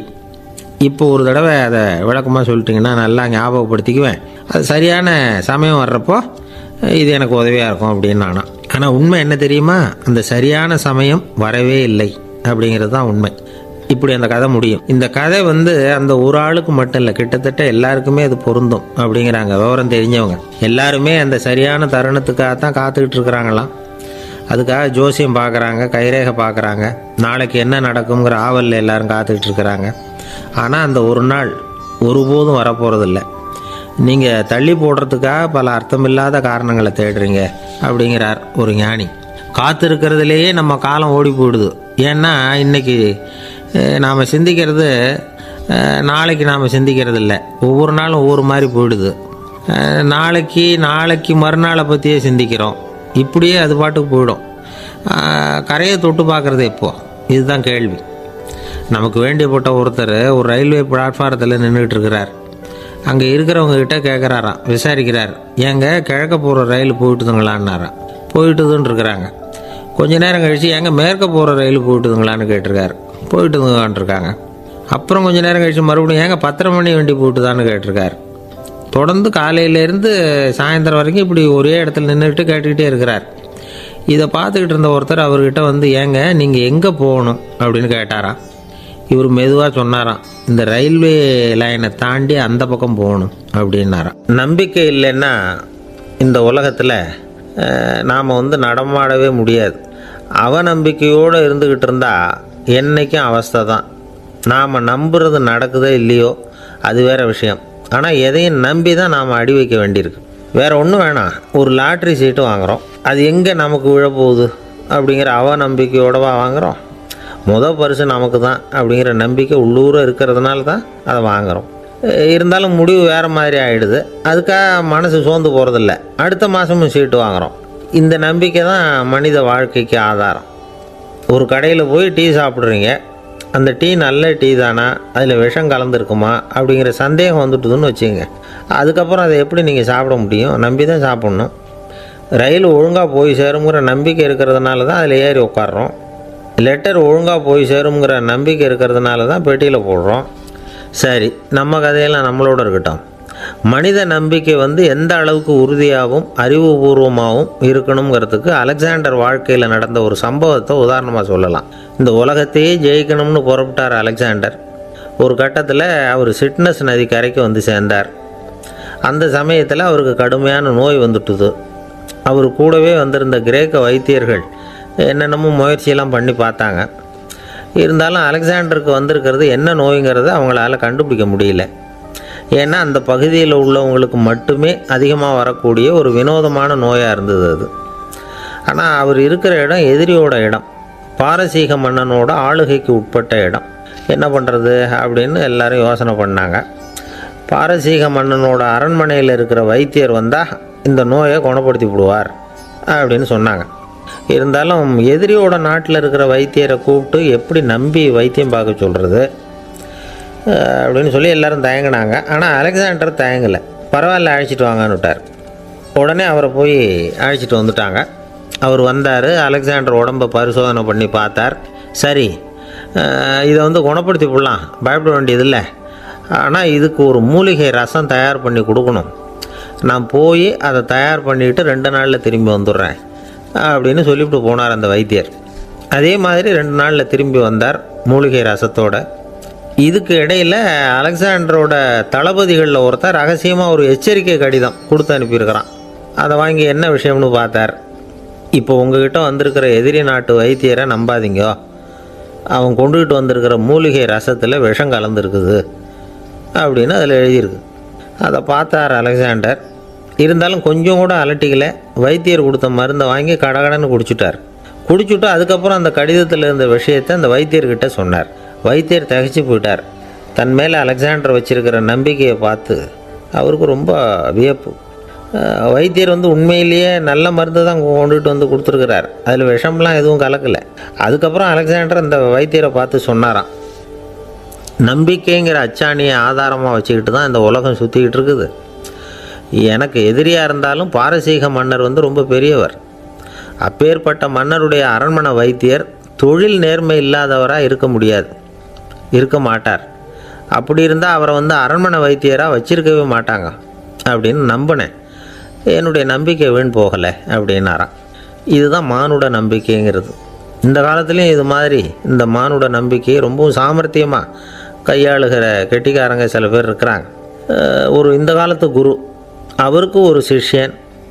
குரு முன்னாடி அந்த சிஷ்யன் ரொம்ப பணிவாக நின்று, குருவே, உங்கள் கையால் விஷத்தை கொடுத்தாலும் அதை வாங்கி மடமடன்னு குடிச்சிருவேன் அப்படின்னா. உன்னுடைய குரு பக்தியை மெச்சினேன் அப்படின்னார் குரு. அதுக்கு அந்த சிஷ்யன், அப்படி இல்லை குருவே, உங்ககிட்ட சிஷ்யனாக இருக்கிறத விட உங்கள் கையால் விஷத்தை வாங்கி குடிச்சு விட்றது ரொம்ப நல்லது, அதனால தான் அப்படி சொன்னேன் அப்படின்னா. ஒரு தீப்பெட்டியை பார்த்து கேட்டுதான், நாம் 2 பேரும் தானே உரசிக்கிறோம், ஆனால் நான் மட்டும் தீப்பிடிச்சி எரிஞ்சு போகிறேன், நீ அப்படியே இருக்கிறியே அப்படின்னு தான். அதுக்கு தீப்பெட்டி சொல்லியிருக்குது, உனக்கு தலையில் கணம் இருக்குது அதனால் அழிஞ்சு போகிற அப்படின்னு தான். எப்படி இருக்கு பாருங்கள் இந்த பதில். தலையில் கணம் உள்ளவங்க யாருமே சரியாக இருக்க முடியாது. எவ்வளவு பெரியவங்களாக இருந்தாலும் சரி, ரொம்ப கஷ்டம்தான் அது. கர்வங்கிறது கூடவே கூடாது. இதை விளக்கிறதுக்கு மகான் ஒருத்தர் ஒரு சம்பவத்தை சொல்கிறார். அர்ஜுனன் தீர்த்த யாத்திரை பண்ணானா. அப்போது தென்னிந்தியாவுக்கு வந்திருக்கிறான். ராமேஸ்வரத்துக்கு போனப்போ அங்கே இலங்கைக்கு கல்லுலாம் அடுக்கி போடப்பட்டிருந்த பாலத்தை பார்த்தானா. ஒரு சின்ன குரங்கு அதுக்கு பக்கத்தில் விளையாடிக்கிட்டு இருந்திருக்கு. அதை பார்த்துட்டு அர்ஜுனன் சிரிச்சிருக்கான். ஏன் சிரிக்கிறேன்னு கேட்டிருக்கு அந்த குரங்கு. ராமன் மிகச்சிறந்த வில் வீரன். அப்படி இருக்கிறப்போ அவன் இலங்கைக்கு அம்புகளாலேயே ஒரு பாலம் கட்டியிருக்கலாம். அதை விட்டுட்டு போயும் உன்ன மாதிரி குரங்குகளை துணையாக வச்சுக்கிட்டு இப்படி ஒரு கருங்கல் பாலத்தை கட்டியிருக்கிறானே அப்படின்னு நானா. அம்புகளால் பாலம் கட்ட முடியுமா அப்படின்னு கேட்டு தான் குரங்கு. ஏன் முடியாது, என்னால் முடியுமேன்றிருக்கான் அர்ஜுனன். அம்பால் பாலம் கட்டலாம், இருந்தாலும் என்ன மாதிரி குரங்குகள் ஏறி நடந்தா அது தாங்குமா? அதனால தான் ராமர் கருங்கல் பாலமே கட்டினார் அப்படின்றது குரங்கு சொல்லிச்சான். அப்படியே சொல்கிற, நான் வேணும்னா இப்போ அம்புகளாலேயே ஒரு பாலத்தை கட்டுறேன், நீ அது மேலே ஏறி நடந்து பார். பாலம் விழுந்துட்டுதுன்னா நான் தீ மூட்டி அதில் குதித்து உயிர் தியாகம் பண்ணிவிடுறேன் அப்படின்னு நான் ரொம்ப கோபமாக. உடனே அந்த சின்ன குரங்கு பெரிய உருவம் எடுத்துட்டு தான் கையில் கதையோடு அர்ஜுனன் முன்னாடி நிற்கிறான் அனுமன். பார்த்தா, என்னுடைய தலைவர் ராமரையா இழிவாக பேசுகிற, நீ இப்போ பாலம் கட்டு, நான் என்னுடைய பலத்தை காட்டுறேன் அப்படின்னா அனுமன். அர்ஜுனன் தன்னுடைய காண்டிபத்தை எடுக்கிறான், சரமாரியாக அம்புகளை விடுறான். அதெல்லாம் ஒன்றோட ஒன்று கோத்துக்கிட்டு அப்படியே பாலம் மாதிரி நிற்கிது. அர்ஜுனன் தலை நிமிர்ந்து நின்னான். அனுமன் உயர கிளம்பி அங்கேருந்து பாலத்தில் வந்து பொத்துன்னு இறங்கினான். பாலம் அப்படியே நொறுங்கி போச்சு தூள் தூளாக. என்ன அர்ஜுனா, இப்போ என்ன செய்ய போகிற அப்படின்னா ஏளனமா. அர்ஜுனன் தலையை தொங்க போட்டுக்கிட்டான். சொன்னபடி தீ மூட்டி அதில் குதிக்கிறதுக்காக 3 தடவை சுற்றி வந்தான். அப்போது கிருஷ்ணர் அங்கே வந்தார். என்ன அர்ஜுனா, என்ன நடக்குது, என்ன இது அப்படின்னு ஒன்றும் தெரியாத மாதிரி கேட்டார். அர்ஜுனன் வாயை திறக்கிறதுக்கு முன்னாடி அனுமன் வாயை திறந்தான், நடந்ததை சொன்னான். அர்ஜுனன் சவால் விட்டபடி உயிர் திறந்தே ஆகணும்னா அனுமன். கிருஷ்ணர் யோசனை பண்ணார். நல்லது, இந்த சவால் விட்டதுக்கும் நடந்ததுக்கும் யார் சாட்சி? பெரியவர் ஒருத்தரை சாட்சியாக வச்சுக்கிட்டல்லவா நீங்கள் இந்த போட்டியை நடத்தியிருக்கணும் அப்படின்னார். அதனால் என்ன, இப்போ மறுபடியும் அந்த போட்டியை நடத்திவிட்டா போச்சு, என்னால் அந்த அம்பு பாலத்தை நொறுக்க முடியாதா அப்படின்னா அனுமன். சரி, இப்போ மறுபடியும் அது நடக்கட்டும்னார் கிருஷ்ணர். அர்ஜுனன் அம்பு பாலம் அமைச்சான். அனுமன் ஏறி குதிச்சான். பாலம் அசைஞ்சு கொடுக்கவே இல்லை, அவ்வளோ உறுதியாக இருக்குது. இப்போ அனுமன் தலையை குனிஞ்சிக்கிட்டான். அர்ஜுனன் நன்றியோடு நிமிர்ந்து பார்த்தான். கிருஷ்ணருடைய தோள்கள்லேயும் முதுகள்லேயும் ரத்தம். என்ன சுவாமி, என்ன நடந்ததுன்னு நான் பதறி போய், உன் அம்பு பாலத்தை நான் தான் முட்டு கொடுத்து தாங்கிக்கிட்டு இருந்தேன். அனுமன் குதித்தப்போ என் மேலே ஏற்பட்ட காயங்கள் இவை. பின்ன உன்னுடைய அம்பு பலத்தினாலேயா பாலம் நின்றுதுன்னு நினைக்கிற அப்படின்னாரான். முதல்ல வந்து அர்ஜுனன், அப்புறம் அனுமன் 2 பேருக்குமே கர்வ பங்கம் ஆகிட்டு தான். அதாவது அவங்கக்கிட்ட இருந்த கர்வம் போயிட்டுது. யாராக இருந்தாலும் கர்வம் கூடாதுங்கிறத இதிலேருந்து நாம் புரிஞ்சுக்கணும். இந்த காலத்தில் நாமெல்லாம் எந்த விஷயத்துக்கெல்லாம் கர்வப்பட்டுருக்கோம் தெரியுமா? 2 பெண்கள் தங்களுடைய கணவன்மார்களை பற்றி ரொம்ப பெருமையாக பேசிக்கிட்டாங்களாம். அதில் ஒரு அம்மா சொல்லியிருக்கு, என் வீட்டுக்காரர்கிட்ட எந்த சப்ஜெக்ட் கொடுத்தாலும் சரி அந்த விஷயத்தை பற்றி அழகாக 1 மணி நேரம் பேசுவார் அப்படின்னாங்களாம். உடனே இன்னொரு அம்மா, அது என்ன பிரமாதம், என் வீட்டுக்காரருக்கு சப்ஜெக்டே தேவையில்லை, விஷயமே இல்லாமல் நாள் பூரா பேசிக்கிட்டு இருப்பார் அப்படின்னாங்களாம். ஒரு காடு, நல்ல மரம்லாம் செழிச்சு இருந்தது. அப்படிப்பட்ட காட்டில் ஒரு சாது இருந்தார். அவர் எப்படின்னா எப்பவும் ஒரு மரத்தடியில் உட்காந்துருப்பார். ஏன்னா அவருடைய இருப்பிடமே அதுதான். அவர் என்ன பண்ணுவார், 3 கல் வச்சுருந்தார். செங்கல் மாதிரி இருக்கும், ஆனால் அதை விட கொஞ்சம் பெருசாக இருக்கும். எதுக்கு அந்த 3 கல்லுன்னா அதுதான் அவருடைய படுக்கை. அதாவது தூங்குறப்ப ஒரு கல்லை தலைக்கு கீழே வச்சுக்குவார், இன்னொரு கல்லை இடுப்புக்கு கீழே வச்சுக்குவார், இன்னொரு கல்லை காலுக்கு கீழே வச்சுக்குவார். உடம்பை வந்து அப்படியே ஒரு தகட்டால் மூடிக்குவார், அப்படியே தூங்கி போடுவார். மழை பெய்யுதுன்னு வச்சுங்க, அவர் உடம்பு வந்து 3 கல் மேலே இருக்குதா, அதனால் தண்ணி வந்து அடியில் ஓடி போடும், உடம்பு நனையாது. மேலே தகடு இருக்கிறதுனால மழையும் உடம்புல படாது. அவர் தூக்கமும் கிடாது, நிம்மதியாக தூங்குவார். பகலில் அந்த 3 கல்லையும் ஒரு சேர ஒரு அடுப்பு மாதிரி வச்சு அது மேலே உட்காந்துக்குவார். அதனால் பாம்பு பூச்சி எதுவும் அவரை வந்து தொந்தரவு பண்ணுறதில்ல, அது பாட்டுக்கு நடந்து போயிடும். அவர் பாட்டுக்கு நிம்மதியாக இருப்பார். யாராவது எதையாவது கொண்டுகிட்டு வந்து கொடுத்தா அதை வாங்கி சாப்பிடுவார், அவ்வளவுதான். ஒரு நாள் அந்த நாட்டு அரசன் காட்டுக்கு வேட்டையாட வந்தான். அந்த வழியாக வந்தப்போ இந்த சாது படுத்துருக்கிறத பார்த்தான், பரிதாபப்பட்டான். ஐயோ பாவம், இவர் இப்படி இந்த கல் மேலே உடம்பை வச்சுக்கிட்டு தூங்குறாரு, என்ன பாடுபடுவார், இவரை நாம் வந்து அரண்மனைக்கு அழைச்சிட்டு போய் சுகமாக நிம்மதியாக இருக்கிறதுக்கு வழி செஞ்சு கொடுப்போம், அது ரொம்ப நல்லாயிருக்கும் அப்படின்னு நினச்சான். அப்படி நினச்சிக்கிட்டே அரண்மனைக்கு வந்துட்டான். அதுக்கப்புறம் ஒரு பல்லக்கையும் 2 சேவகர்களையும் காட்டுக்கு அனுப்பி அந்த சாதுவை மெதுவாக இங்கே அழைச்சிட்டு வந்துடுங்க அப்படின்னு சொல்லி அனுப்பி வச்சான். இவங்க போய் அவர்கிட்ட விவரத்தை சொன்னாங்க. எனக்கு என்னத்துக்கு அரண்மனை வாசம் அப்படின்னார். இருந்தாலும் மன்னர் உத்தரவு, நீங்கள் அவசியம் வரணும் அப்படின்னாங்க இவங்க. சரின்னு சொல்லிவிட்டு வேறு வழி இல்லாமல் புறப்பட்டார். புறப்படும் பொழுது என்ன பண்ணார்னா, மறக்காமல் அந்த 3 கல் ஒரு தகடு அதையும் எடுத்து பல்லக்கில் வச்சுக்கிட்டார். என்னத்துக்கு இதையெல்லாம் எடுத்து வைக்கிறாரு அப்படின்னு சொல்லி அவங்க யோசனை பண்ணாங்க. இருந்தாலும் அதை பற்றி ஒன்றும் கேட்கல. பேசாமல் அவரை அழைச்சிட்டு போய் அரண்மனையில் விட்டுட்டாங்க. அரசன் ஓடி வந்தான், வரவேற்றான், அறுசுவை உணவு படைத்தான். அவர் படுக்கிறதுக்கு தங்க கட்டில், பட்டு மெத்தை, இப்படி எல்லாம் ஏற்பாடு பண்ணி வச்சான். இங்கே படுத்து ஓய்வு எடுத்துக்குங்க அப்படின்னு சொல்லிவிட்டு அவன் பாட்டு போயிட்டான். மறுநாள் காலையில் வந்து பார்க்குறான், சாது படுத்துருக்கிறார். எப்படி தெரியுமா, அந்த பட்டு மெத்தை மேலே 3 கல்லையும் வச்சு வழக்கம் போலவே அது மேலே படுத்துருக்கிறார், அதுக்கு மேலே தகடு. அரசன் பார்த்துட்டு அதிர்ச்சி ஆகிட்டான். என்ன சுவாமி இப்படி அப்படின்னா, சாது சொன்னார், எனக்கு வந்து தேவையும் இல்லை குறையும் இல்லை, எல்லா இடத்துலையும் எனக்கு ஒரே மகிழ்ச்சி தான் அப்படின்னார். மகிழ்ச்சிங்கிறது தங்க கட்டிலேயோ பட்டு மெத்தையிலேயோ இல்லை, அது வந்து மனசில் இருக்கிற ஒரு விஷயம். உண்மையான மகிழ்ச்சிக்கு வழி வந்து மனப்பக்குவம் அப்படிங்கிறது அந்த அரசனுக்கு புரிஞ்சுதான். இந்த காலத்தில் ஒரு சாமியார் அவரை தேடி ஒரு சீடன் வந்தான். என்னாச்சு தெரியுமா? சுவாமி, எனக்கு நிம்மதி வேணும், அதுக்கு என்ன வழின்னு கேட்டான். சாமியார் நிமிர்ந்து பார்த்தார். அப்புறம் சொன்னார், நீ ஏகப்பட்ட பேர்கிட்ட கடன் வாங்கியிருக்கிற, அதையெல்லாம் திருப்பி கொடுத்தா தான் உனக்கு நிம்மதி கிடைக்கும்னார். இவனுக்கு ஆச்சரியம். அது எப்படி சாமி, அவ்வளவு கரெக்டாக நான் கடன் வாங்கினதை கண்டுபிடிச்சிங்க அப்படின்னா. உனக்கு கடன் கொடுத்து சாமியாராக போனதே நான் தான்ப்பா, அதனால தான் இந்த கதிக்கு வந்தேன். என்கிட்டயே வந்து நிம்மதிக்கு வழி கேட்குறிய, அதுதான்டா வேதனை அப்படின்னாராம் அவர். ஒரு குரு, இளம் சீடர்கள் எதிரில் உட்காந்துருக்கிறாங்க. குரு பாடம் நடத்திக்கிட்டு இருக்கிறார். சீடர்களுக்கு ஒரு ஆசை, அதாவது ஒரு முக்கியமான மந்திரத்தை நம்ம குருநாதர்கிட்ட இருந்து கற்றுக்கணும் அப்படிங்கிறது அவங்க ஆசை. அது என்ன மந்திரம்னா, இறந்தவரை உயிர்ப்பிக்கக்கூடிய புனித மந்திரம், அதாவது செத்தவங்களுக்கு மீண்டும் உயிர் உண்டாக்குகிற மந்திரம்.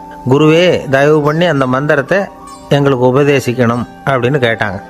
அது ரொம்ப ஆபத்தானது, அது என்னத்துக்கு உங்களுக்கு வேண்டாமேன்னாராம் குரு. எங்களுடைய நம்பிக்கை வந்து உறுதிப்படுறதுக்காகத்தான் கேட்குறோம், வேற ஒன்றும் இல்லை அப்படின்னாங்களாம் சீடர்கள். பக்குவப்படாத அறிவுங்கிறது ரொம்ப ஆபத்தானது அப்படின்னாராம் குரு. இது சீடர்களுக்கு புரியல. அது எப்படிங்க பக்குவப்படாத அறிவு ஆபத்தானதுன்னு சொல்கிறீங்க, அப்படின்னா என்ன அப்படின்னு கேட்டிருக்காங்க சீடர்கள். குரு அதுக்கு விளக்கம் கொடுத்தாராம். அந்த மந்திரத்தை எப்போ பயன்படுத்தணுங்கிறது முக்கியம். அதை அறியக்கூடிய ஞானம் ஏற்படுகிற வரைக்கும் அதை தெரிஞ்சுக்காமல் இருக்கிறது தான் நல்லது, இல்லைன்னா ஆபத்துன்னாராம். ஆனால் அந்த சீடர்கள் அதை கேட்குற மாதிரி இல்லை, ரொம்ப பிடிவாதம் பண்ண ஆரம்பிச்சிட்டாங்க. சரி வாங்க சொல்கிறேன்னார் குரு. எல்லோரும் வந்தாங்க. அந்த புனித மந்திரத்தை அவங்களுக்கு ரகசியமாக உபதேசம் பண்ணார். உபதேசம் பண்ணிவிட்டு அவங்களுக்கு எச்சரிக்கையும் கொடுத்தார். இந்த மந்திரத்தை நல்லா ஆராய்ச்சி பார்த்ததுக்கு அப்புறம் தான் உச்சரிக்கணும், அவசரப்பட்டு எதுவும் செஞ்சிடக்கூடாது அப்படின்னு ஒரு தடவைக்கு பல தடவை எச்சரிக்கை கொடுத்தார். சரின்னு சொல்லிவிட்டு அவங்கெல்லாம் மந்திரத்தை கற்றுக்கிட்டு எழுந்திரிச்சு போயிட்டாங்க. ஒரு நாள் அந்த சீடர்கள் எல்லாம் மணற்பாங்கான இடத்துல அப்படியே நடந்து போயிட்டுருக்கிறாங்க. ஒரு பாலைவன பகுதி மாதிரி ஒரு இடம். அங்கே ஒரு இடத்துல எலும்புகள் குவியலாக கிடந்தது. உடனே இந்த சீடர்கள் முன்ன பின்ன யோசிக்காமல், தியானமும் பண்ணாமல், அந்த மந்திரத்தோட பயனை வந்து சோதித்து பார்க்கணும் அப்படின்னு நினச்சிக்கிட்டு அந்த மந்திரத்தை உச்சரிக்க ஆரம்பிச்சிட்டாங்க. அவ்வளோதான். உடனே என்னாச்சு தெரியுமா? அந்த எலும்புகள் எல்லாம் ஓநாய்களாக மாறி அவங்கள துரத்த ஆரம்பிச்சிட்டுது. சீடர்கள் எல்லாம் தலைதெறிக்க ஓட ஆரம்பிச்சிட்டாங்க. ஓநாய்களும் விடலை, அவங்கள துரத்தி பிடிச்சி கடித்து கொதற ஆரம்பிச்சிட்டுது. அப்போ தான் அந்த சீடர்களுக்கு குரு சொன்ன அறிவுரையோட அர்த்தம் புரிஞ்சுது. பக்குவப்படாத அறிவு ஆபத்தானது அப்படிங்கிறது. அதனால் இதிலேருந்து நாம் தெரிஞ்சுக்க வேண்டியது என்னென்னா, நாம் நம்ம அறிவை வளர்த்துக்கிட்டால் மட்டும் போதாது, அந்த அறிவை எப்போ எப்படி பயன்படுத்தணும் அப்படிங்கிற பக்குவமும் நமக்கு வரணும். அப்போ தான் வாழ்க்கை நல்லபடியாக அமையும், இல்லைன்னா இடைஞ்சல் தான். இந்த காலத்தில் சில சின்ன பிள்ளைங்களுக்கே அறிவு ரொம்ப பக்குவப்பட்டிருக்குங்கிறத உணர முடியுது. ஒரு சின்ன பையன் பள்ளிக்கூடத்தில் மார்க் லிஸ்ட் கொடுத்தாங்க, வாங்கிக்கிட்டு அவசரமாக வீட்டுக்கு ஓடினான். எதிரில் வந்த ஒருத்தர் கேட்டார், என்ன அவசரம், ஏன் இப்படி வேகமாக ஓடுறேன்னார். எங்கள் அம்மா கிட்ட அடி வாங்கணும், அதுக்காக தான் ஓடுறேன்னா. அடி வாங்கிறதுக்காக இவ்வளவு அவசரம்னார் அவர். அப்படி இல்லைங்க, நான் போகிறதுக்குள்ளே எங்கள் அப்பா வீட்டுக்கு வந்துட்டாருன்னா அவர்கிட்ட அடி வாங்க வேண்டியிருக்கும், அதை அவாய்ட் பண்ணுறதுக்காக இப்படி ஓடுறேன் அப்படின்னு நானா அந்த பையன். ரொம்ப நாளைக்கு முன்னாடி ஒரு நாள் கோவலன் நாடகம் நடந்தது. எங்கள் மதுரையில் நடந்தது. அதில் ஒரு முக்கியமான கட்டம், கண்ணகி கிட்ட சிலம்பை வாங்கிக்கிட்டு அதை விற்கிறதுக்காக மதுரை நகருக்கு புறப்படுறான் கோவலன். அந்த சமயத்தில் கண்ணகி பாடுற மாதிரி ஒரு நாடக பாடல், நாடக ஆசிரியர் எழுதினது. அது என்ன பாட்டுன்னா, மா பாவியோர் கூடி வாழும் மதுரைக்கு மன்னா போகாதீர் என்று அப்படின்னு ஆரம்பிக்கும் அந்த பாட்டு. இதுதான் அந்த பாட்டு. இதை கண்ணகி மேடையில் பாடின உடனே கூட்டத்தில் சலசலப்பு. நம்ம ஊர்லேயே நமக்கு முன்னாடியே நின்றுக்கிட்டு மா பாவியோர் கூடி வாழும் மதுரை அப்படின்னு சொல்கிறாங்களே, என்ன தைரியம் அப்படின்னு எல்லாம் குழப்பம் பண்ண ஆரம்பிச்சிட்டாங்க. மக்கள் சத்தம் போட ஆரம்பிச்சிட்டாங்க. எதிர்ப்பு குரல் அது பாட்டுக்கு வர வர அதிகமாக போட்டுது. கொண்டுக்கிட்டு வா அந்த நாடக ஆசிரியரை, எழுதுனது யார் அப்படின்னு ஒரே சத்தம், கூச்சல். வேறு வழி இல்லை. மெதுவாக மேடைக்கு வந்தார் அந்த நாடக ஆசிரியர். 4 பக்கத்திலிருந்தும் கேள்வி கணைகள். மக்களை பார்த்து கொஞ்சம் அமைதியாக இருங்கோ அப்படின்னு சொல்லிவிட்டு தன்னுடைய விளக்கத்தை சொல்ல ஆரம்பித்தார் அந்த நாடக ஆசிரியர். மா அப்படின்னு சொன்னால் திருமகளாகிய லட்சுமி அப்படின்னு அர்த்தம். பா அப்படின்னா கலைமகளாகிய சரஸ்வதி. வி அப்படின்னா மலைமகளாகிய பார்வதி. மாபாவியோர் அப்படின்னா திருமகளும், கலைமகளும், மலைமகளும், இவங்க மூவரும் அப்படின்னு அர்த்தம். இந்த 3 பேரும் வாழ்கின்ற மதுரை புனிதம் நிறைந்தது, சகல செல்வங்களும் நிறைஞ்சது. அப்படிப்பட்ட ஊரில் நான் அணிந்து கொள்ளும் இந்த சாதாரண சிலம்பை யார் வாங்கிக்குவாங்க அப்படிங்கிற எண்ணத்தோடு தான் கண்ணகி அப்படி சொல்கிறா. அதை நினச்சி தான் நான் எழுதினேன். ஆகவே மதுரையை ரொம்ப சிரமப்படுத்தணும், ரொம்ப மோசமாக எழுதணும் அப்படிங்கிற எண்ணம்லாம் எனக்கு கிடையாது. பெருமைப்படுத்தணும்னு நினச்சி தான் அப்படி எழுதினேன் அப்படின்னு விளக்கம் கொடுத்தாராம். இந்த விளக்கத்தை கேட்டதும் எல்லாரும் ரொம்ப சமாதானம் ஆயிட்டாங்களாம். இப்படி விளக்கம் கொடுத்த அந்த நாடக ஆசிரியர் யார் தெரியுமா? அவர் தான் தமிழ் நாடக உலகின் முதல் ஆசான் சங்கரதாஸ் சுவாமிகள். அவருக்கு நகைச்சுவை உணர்வும் அதிகம். 1920ஆம் ஆண்டு திருநெல்வேலியில் அவர் தங்கியிருக்கிறார் நாடகம் நடத்துறதுக்காக. அவர் தங்கியிருந்த வீட்டில் கொசு, மூட்டைப்பூச்சி அதிகமாக இருந்திருக்கு. அவரால் தூங்கவே முடியல. அவர் அனுபவித்த தொல்லைகள் ஒரு பாட்டாக உருவாச்சு.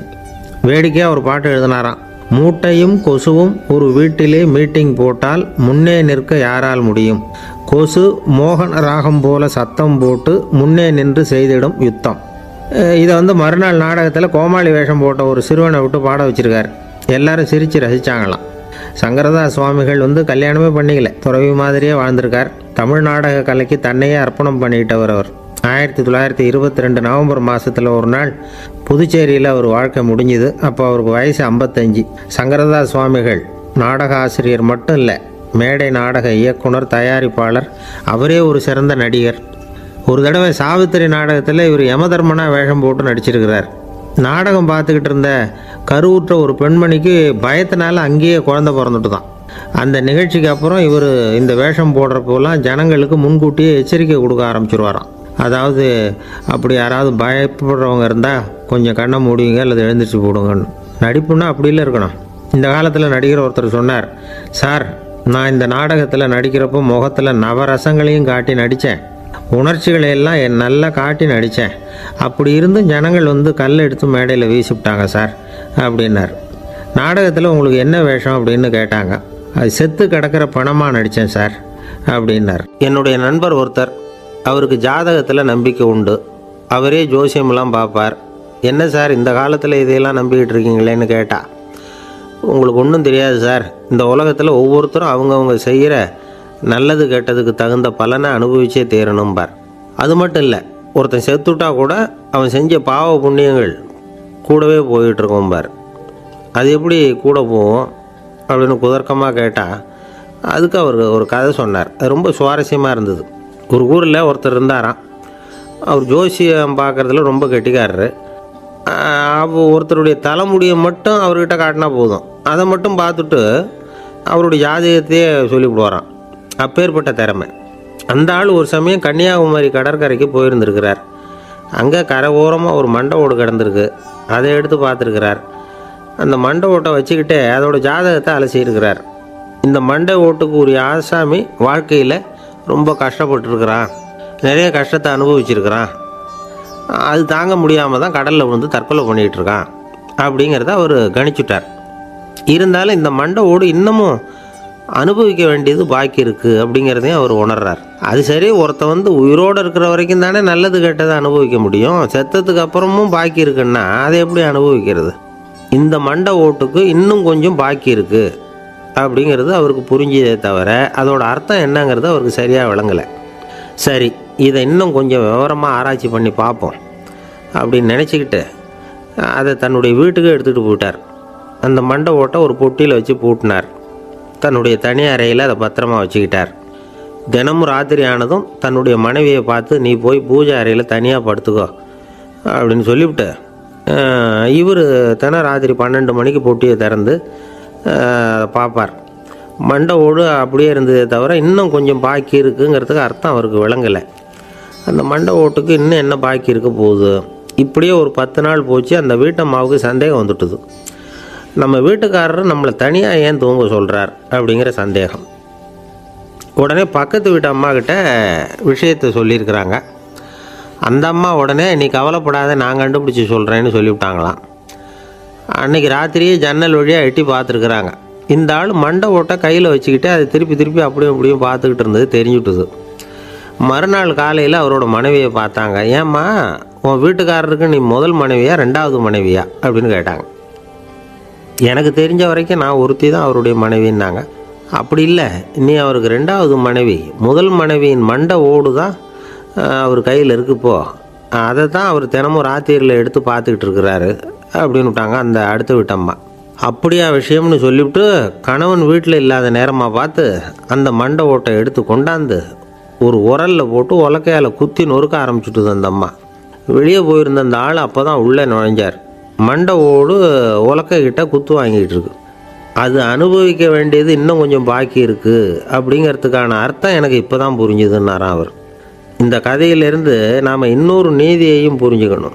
அதாவது நம்ம வீட்டை பற்றி நமக்கு தெரியாததெல்லாம் அடுத்த வீட்டுக்காரங்களுக்கு நல்லா தெரியும். ஆஸ்மாவுக்கும் மனசுக்கும் சம்பந்தம் உண்டு.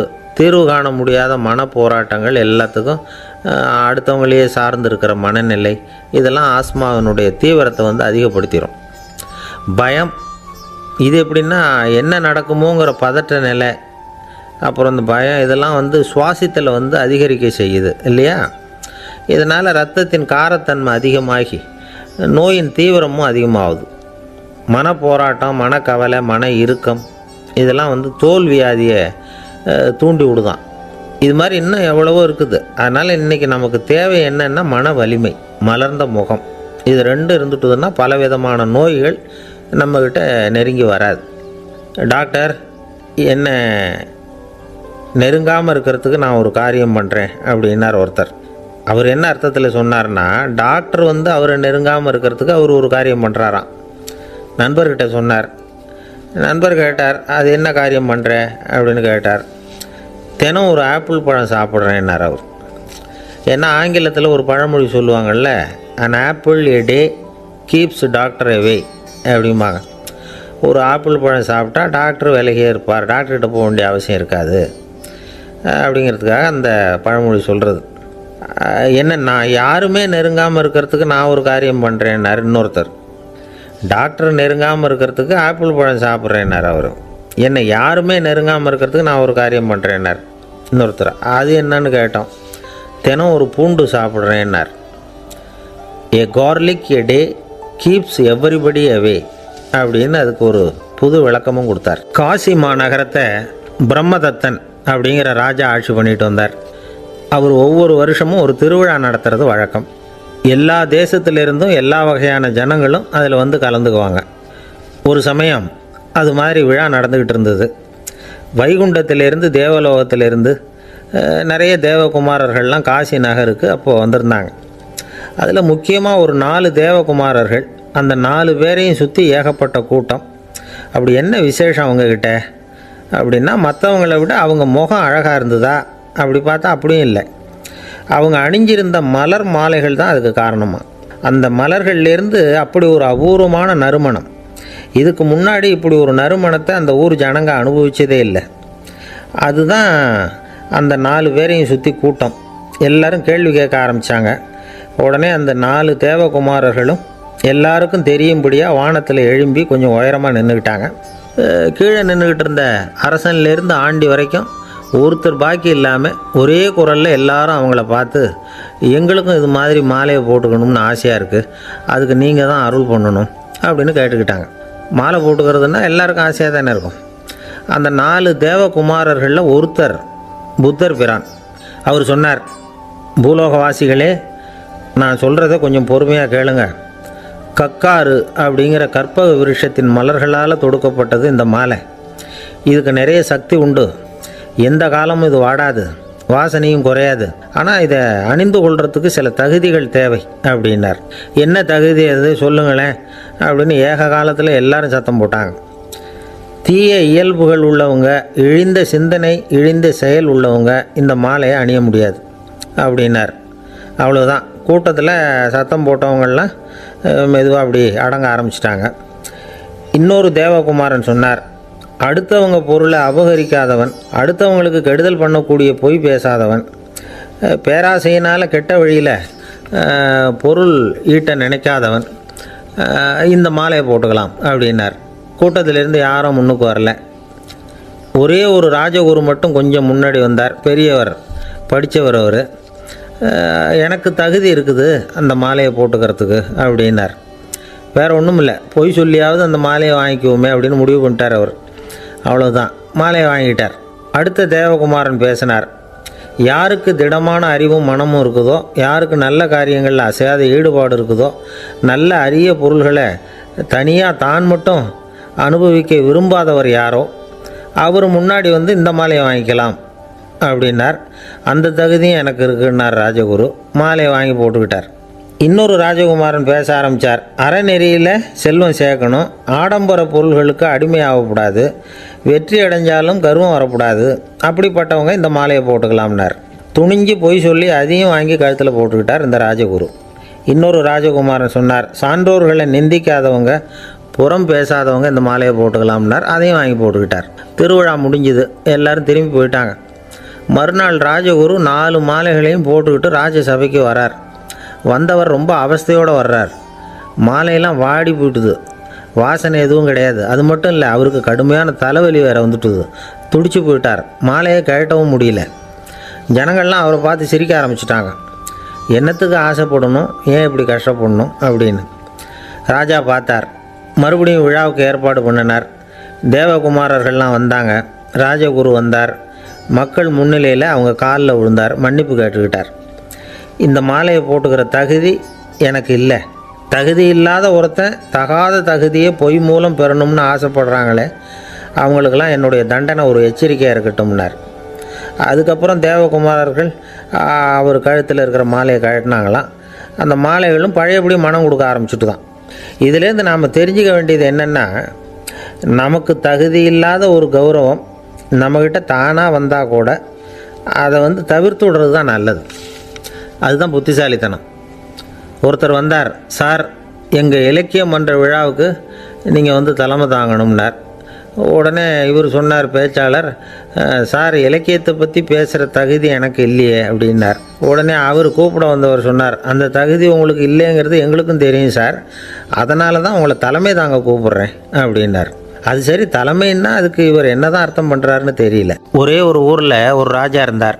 அவர் பேரில் மக்களுக்கு ரொம்ப மரியாதை. அவ்வளவு நல்லா ஆட்சி புரிஞ்சுக்கிட்டு வந்தார். அவருக்கு வயசாகிட்டுது. அதனால் ஒரு நாள் அமைச்சரை கூப்பிட்டார். இதை பாருங்கள், எனக்கு வயசாகிட்டுது, அதனால் இந்த அரச பொறுப்பையெல்லாம் நீங்கள் ஏற்றுக்குங்க அப்படின்னார். அதுக்கப்புறம் ராணியை கூப்பிட்டார். வா, நாம் இனிமேல் இங்கே இருக்க வேணாம், காட்டுக்கு போய் தவம் பண்ணலாம் அப்படின்னு கூப்பிட்டார். இந்த செய்தி மக்களுக்கு அறிவிக்கப்பட்டது. மக்கள் உடனே கூட்டமாக அரண்மனைக்கு வர ஆரம்பிச்சிட்டாங்க. மன்னரை போய் பார்க்குறாங்க. அரசே, தாங்கள் வந்து எங்களுக்கு தந்தை மாதிரி, நீங்கள் காட்டுக்கு போயிட்டால் நாங்கள்லாம் இங்கே எப்படி இருக்க முடியும்? எங்களுக்கெல்லாம் எந்த துன்பமும் இல்லாமல் பார்த்துக்கிட்டு வர்றீங்க. இது மாதிரியான ஒரு அரசாட்சி இல்லைன்னா மக்கள் வந்து வாழ்ந்து என்ன பயன் அப்படின்னாங்க. இருந்தாலும் என்ன பண்ணுறது, வயசாயிட்ட காரணத்தினால இந்த முடிவுக்கு வர வேண்டியிருக்குது அப்படின்னாரா ராஜா. அப்படின்னா நீங்கள் காட்டுக்கு போக வேணாம், நாங்கள் போகிறோம். நாங்கள் அங்கே போய் தவம் பண்ணுறோம், வழிபாடு பண்ணுறோம். கடவுள் வருவார், அவர்கிட்ட வரம் வாங்கிட்டு வந்துடுறோம் அப்படின்னாங்களாம். அப்படி சொல்லிவிட்டு உடனே எல்லோரும் காட்டுக்கு போனாங்க. நாட்டு மக்கள் எல்லாரும் ஒட்டு மொத்தமாக வந்து காட்டில் உட்காந்துக்கிட்டு தவம் பண்ணுறதை பார்த்தார் கடவுள். உடனே புறப்பட்டு வந்தார். எல்லோரும் இப்படி வந்து உட்காந்துருக்குறீங்களே, என்ன வேணும் உங்களுக்கு அப்படின்னு கேட்டார். உடனே மக்கள் எல்லாரும் ஒரு குரலில் சொன்னாங்க, சுவாமி, எங்கள் மன்னன் ரொம்ப நாளைக்கு நல்லபடியாக இருக்கணும். அவர் வந்து மகிழ்ச்சியாகவும் உடல் நலத்தோடும் இருந்தால் தான் நாங்கள் அமைதியாக வாழ முடியும் அப்படின்னாங்க. சரி, அதுக்கு என்ன செய்யணும் அப்படின்னார் ஆண்டவன். எங்கள் மன்னருக்கு இன்னும் ஒரு 100 வருஷம் ஆயுளை கொடுங்க அப்படின்னாங்க. அவ்வளவு தானே, சரி அப்படியே ஆகட்டும் அப்படின்னு சொல்லிவிட்டு ஆண்டவன் போயிட்டார். மக்கள் மகிழ்ச்சியோடு திரும்பி வந்தாங்க. மன்னா, கடவுள் வரம் கொடுத்துட்டார், நீங்கள் 100 வருஷம் வாழ போகிறீங்க அப்படின்னாங்க. இதை கேட்டதும் ராணி ராஜாவை வணங்கி, நான் தவம் செய்ய போகிறேன் அப்படின்னு புறப்பட்டாங்க. உடனே மக்கள் என்ன நினச்சாங்க தெரியுமா? ஐயோ, நாம் ராஜாவுக்கு மட்டும்தானே நீண்ட ஆயுள் வேணும்னு வரம் வாங்கினோம், ராணிக்கு வாங்கலையே, அதுதான் கோபத்தில் புறப்பட்டாங்க போல இருக்குது அப்படின்னு நினச்சி வருத்தப்பட்டாங்க. ஆனால் ராணி நினச்சது அது இல்லை. ராணி போய் தவம் பண்ணாங்க, கடவுள் காட்சி கொடுத்தார். இவங்க கேட்குறாங்க, சுவாமி, ராஜாவுக்கு மட்டும் 100 வருஷம் ஆயுள்னு வரம் கொடுத்துட்டீங்க, அப்படின்னா குடிமக்களும் 100 வருஷம் இருக்கணும். இப்படிப்பட்ட குடிமக்கள் இல்லைன்னா அப்படிப்பட்ட அரசன் இருந்து என்ன பிரயோஜனம்? அப்படின்னாங்களாம். ஆண்டவன் பார்த்தார், சரி அவங்களும் 100 வருஷம் வாழ்வாங்க, அது மட்டும் இல்லை நீயும் 100 ஆண்டு காலம் வாழ வரமளிக்கிறேன் அப்படின்னு சொல்லிவிட்டு மறைஞ்சிட்டார். இதில் ஆண்டவன் வர்றதும் மறையிறதும் முக்கியம் இல்லை. இதில் கவனிக்க வேண்டியது ஆள்கிறவனின் விசால மனம், குடிமக்களின் விசால மனம், ஆள்கிறவன் மனைவியினுடைய விசால மனம். இப்படி ஒரு நாடு இருந்துட்டுதுன்னா எப்படி இருக்கும் வாழ்க்கையை நினச்சி பாருங்கள். அதனால தான் பெரியவங்கள்லாம் சொல்கிறாங்க, இதய வாசல் திறந்தே இருக்கணும், இதயத்தின் கதவுகளை மூடாதீங்க அப்படின்னு சொல்லுவாங்க. என்கிட்ட ஒருத்தர் சொன்னார், என்னுடைய இதய வாசல் எப்போவும் திறந்தே தான் இருக்குதுன்னார். எதனால் அப்படி சொல்கிறீங்க அப்படின்னு கேட்டோம். டாக்டரே சொல்லிவிட்டார், என்னுடைய இதயத்தில் ஒரு ஓட்டை இருக்குது அப்படின்னு, வால்வு சரியில்லையா அப்படிங்கிறார். அளவுக்கு மிஞ்சினால் அமிர்தமும் நஞ்சு அப்படின்னு சொல்லுவாங்க. அது உண்மைதான். ஒருத்தருக்கு அளவுக்கு மீறிய புகழ் வந்துட்டுதுன்னு வச்சுங்க, அது கூட ஆபத்தாக போயிடுறது உண்டு. பழங்காலத்துல எல்லாம் கிரேக்க தேசத்தில் ஒரு பழக்கம் உண்டாம். அதாவது யாராவது ஒருத்தரை நாடு கடத்தணும்னா அதுக்கு ஒரு வழி உண்டு. அதாவது ஒருத்தரை நாடு கடத்தணும்னு மக்கள் விரும்புகிறாங்கன்னு வச்சுங்களேன், அவர் பேரை ஒரு மண்பாண்ட ஓட்டுச்சில்லில் எழுதி அதை ஒரு குறிப்பிட்ட பொது இடத்துல போட்டுற வேண்டியது, அவ்வளவுதான். இது மாதிரி பல பேர் போட்டுக்கிட்டே இருப்பாங்க, எல்லாம் அப்படியே குவிஞ்சு போயிடும். அந்த ஓட்டாஞ்சில்லு குவியலில் யாருடைய பேர் அதிகமாக இருக்குதோ அந்த நபரை ஒரு 10 ஆண்டுகள் நாடு கடத்தி விடுவாங்க. இது அந்த ஊர் வழக்கமாக. ஒரு நாள் அந்த குவியலுக்கு பக்கத்தில் ஒரு ஆள் நின்றுக்கிட்டு இருக்கிறான். அவன் கையில் ஒரு ஓட்டாஞ்சில்லு வச்சுருக்கிறான். அதில் யாரோட பேரையோ எழுதணும், எழுதி அந்த இடத்துல போடணுங்கிறது அவன் ஆசை. ஆனால் அவன் படிக்காதவன், அதனால் எழுத தெரியல. யாராவது அந்த வழியாக வர்றாங்களான்னு பார்த்துக்கிட்டே நின்றுக்கிட்டு இருந்தான். ஒரு பெரியவர் வந்துக்கிட்டு இருந்தார். அவர்கிட்ட ஓடினான். கையில் இருந்த மண்பாண்ட சில்லை கொடுத்தான். ஐயா, இதில் ஒரு பேர் எழுதி கொடுங்களேன்னா. அந்த பெரியவர் அதை வாங்கி கையில் வச்சுக்கிட்டு, என்ன பேர் எழுதணும் சொல்லு அப்படின்னா. இவன் சொன்னான், அரிஸ்டைடிஸ் அப்படின்னு எழுதுங்க அப்படின்னா.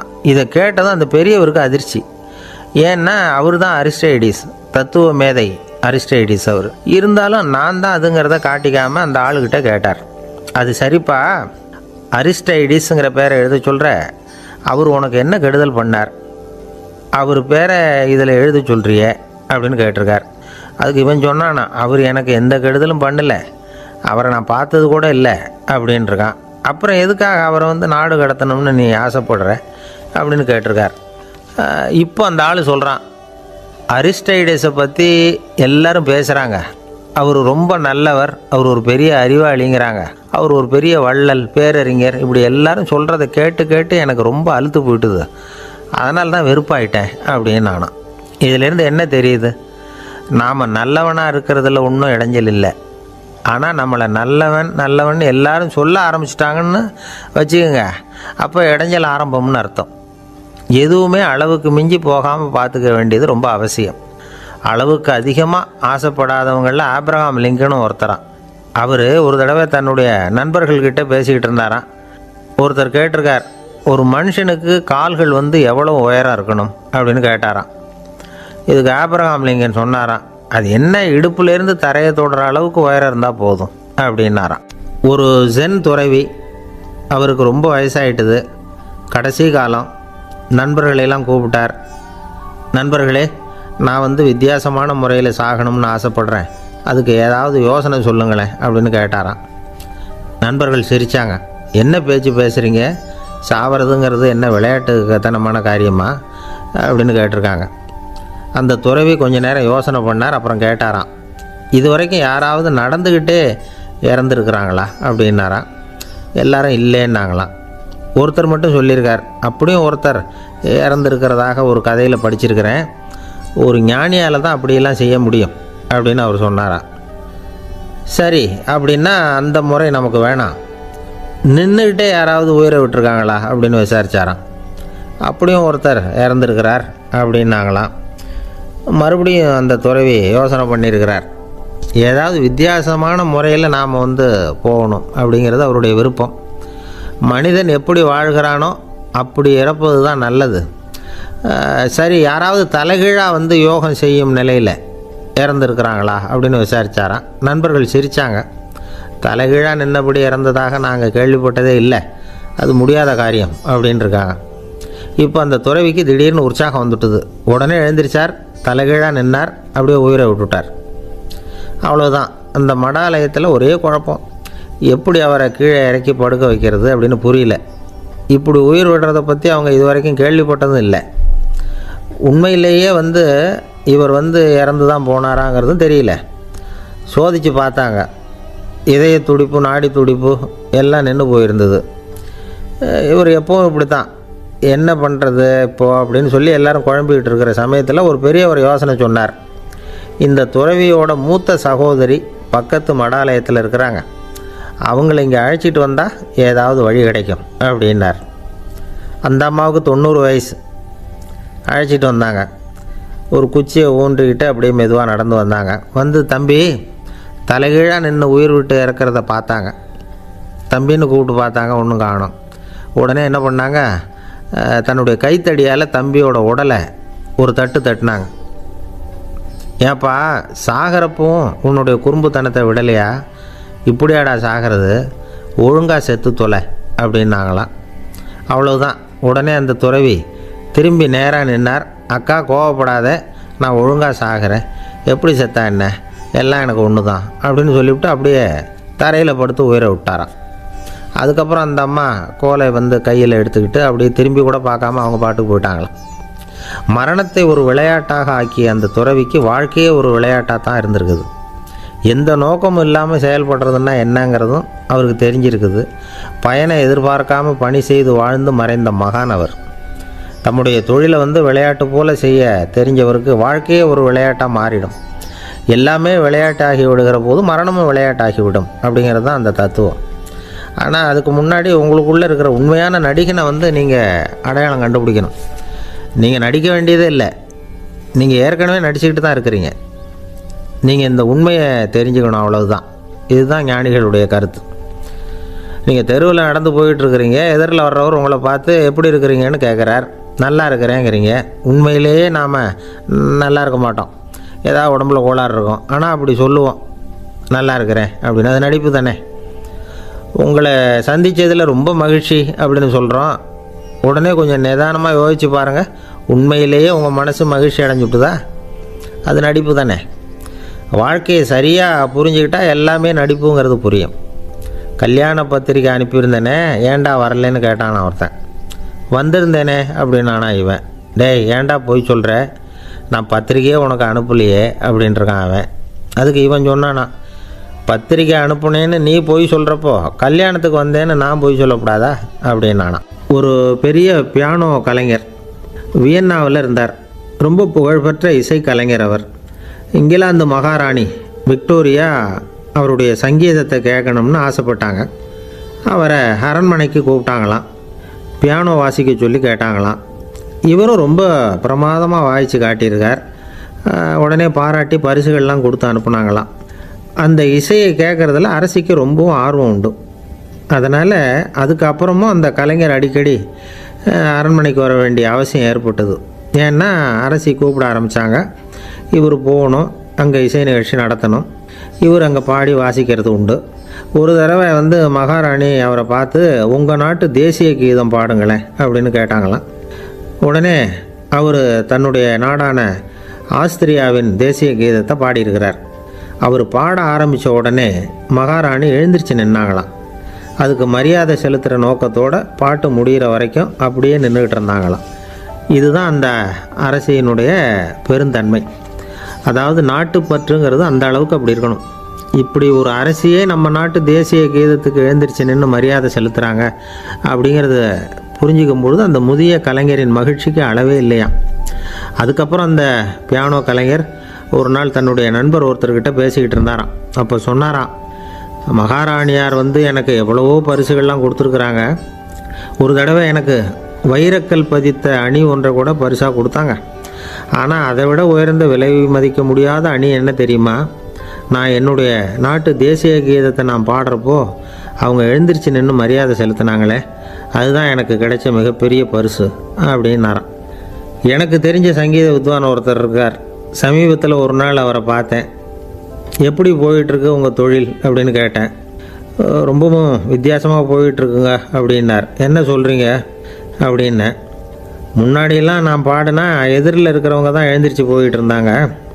இப்போ எப்படின்னா நான் பாட ஆரம்பிச்சுட்டா உடனே பக்கவாத்தியக்காரனே எழுந்திரிச்சு போயிடுறான் அப்படின்னார் ரொம்ப வேதனையோட. பொங்கல் திருநாள். பொங்கல் திருநாள்னா இது ஏதோ அறுவடை திருநாள் அப்படின்னு சொல்லுவோம். அதாவது வருஷம் பூரா நாம் பாடுபட்டு அதனுடைய பலனை அனுபவிக்கிற நாள் அப்படிங்கிறது நாம் சொல்லிகிட்டு இருக்கிறது. இது முக்கியமாக இது ஒரு நன்றி அறிவிப்பு நாள் அப்படின்னு சொல்லுவாங்க. இன்றைக்கி நிறைய நன்றி அறிவிப்பு கூட்டம்லாம் நடந்துக்கிட்டு இருக்குல்ல, அது மாதிரி விவசாயிகள் நடத்துகிற ஒரு நன்றி அறிவிப்பு விழா இது. யாருக்கு நன்றி சொல்கிறாங்கன்னா ஆதவனுக்கு. அதாவது சூரியன் இல்லைன்னா விவசாயம் இல்லை. அதனால் ஆதவனுக்கு நன்றி செலுத்துகிற நாளாக இந்த பொங்கல் திருநாளை நாம் கொண்டாடுறோம். அதாவது இந்த பொங்கலில் விவசாயிகள்கிட்டேருந்து நிறைய பண்புகளை நாம் தெரிஞ்சுக்க வேண்டிய நாள் இது. விவசாயிகள் அவங்க விவசாயம் முன்னேறி இருக்கிற அளவுக்கு விவசாயிகளுடைய வாழ்க்கை தரம் முன்னேறலை. அந்த அளவுக்கு அவர்கள் நாட்டுக்காக உழைச்சிக்கிட்டு இருக்கிறாங்க. அந்த காலத்திலே அதை பற்றி ஒரு கதை சொல்கிறது உண்டு. ஒரு வயசான ஆள் நிலத்தில் ஏறு உழுதுகிட்டு இருந்தாராம். கிழிஞ்சு போன ஒரு சின்ன துண்டை தான் இடுப்பில் கட்டியிருந்தாராம். தலையில் ஒரு கந்தலை சுற்றி இருந்தார். உடம்பு பூரா சேரு, ரொம்ப ஏழை. ஏறு ஓட்டிகிட்டு இருக்கிறவர் வேறு எப்படி இருப்பார்? இருந்தாலும் அந்த ஆள் ரொம்ப ஜாலியாக பாட்டு பாடிக்கிட்டே ஏறு உழுதுகிட்டு இருந்தாராம். உடம்புல தான் அவர் ஏழையை தவிர மனசில் ஒரு ஏழையாக தெரியல. அந்த சமயத்தில் அந்த நாட்டு ராஜா அந்த பக்கமாக குதிரை மேலே வந்தாராம். வேட்டைக்கு போயிட்டு பரிவாரங்களோடு திரும்பி வந்துக்கிட்டு இருக்கிறார். ரொம்ப செல்வ செழிப்பில் இருக்கிற ராஜா அவர் இந்த வயசான விவசாயியை பார்த்துருக்கார். இந்த ஆள் ரொம்பவும் ஏழைங்கிறது அவர் பார்த்தாவே பளிச்சுன்னு தெரியுது.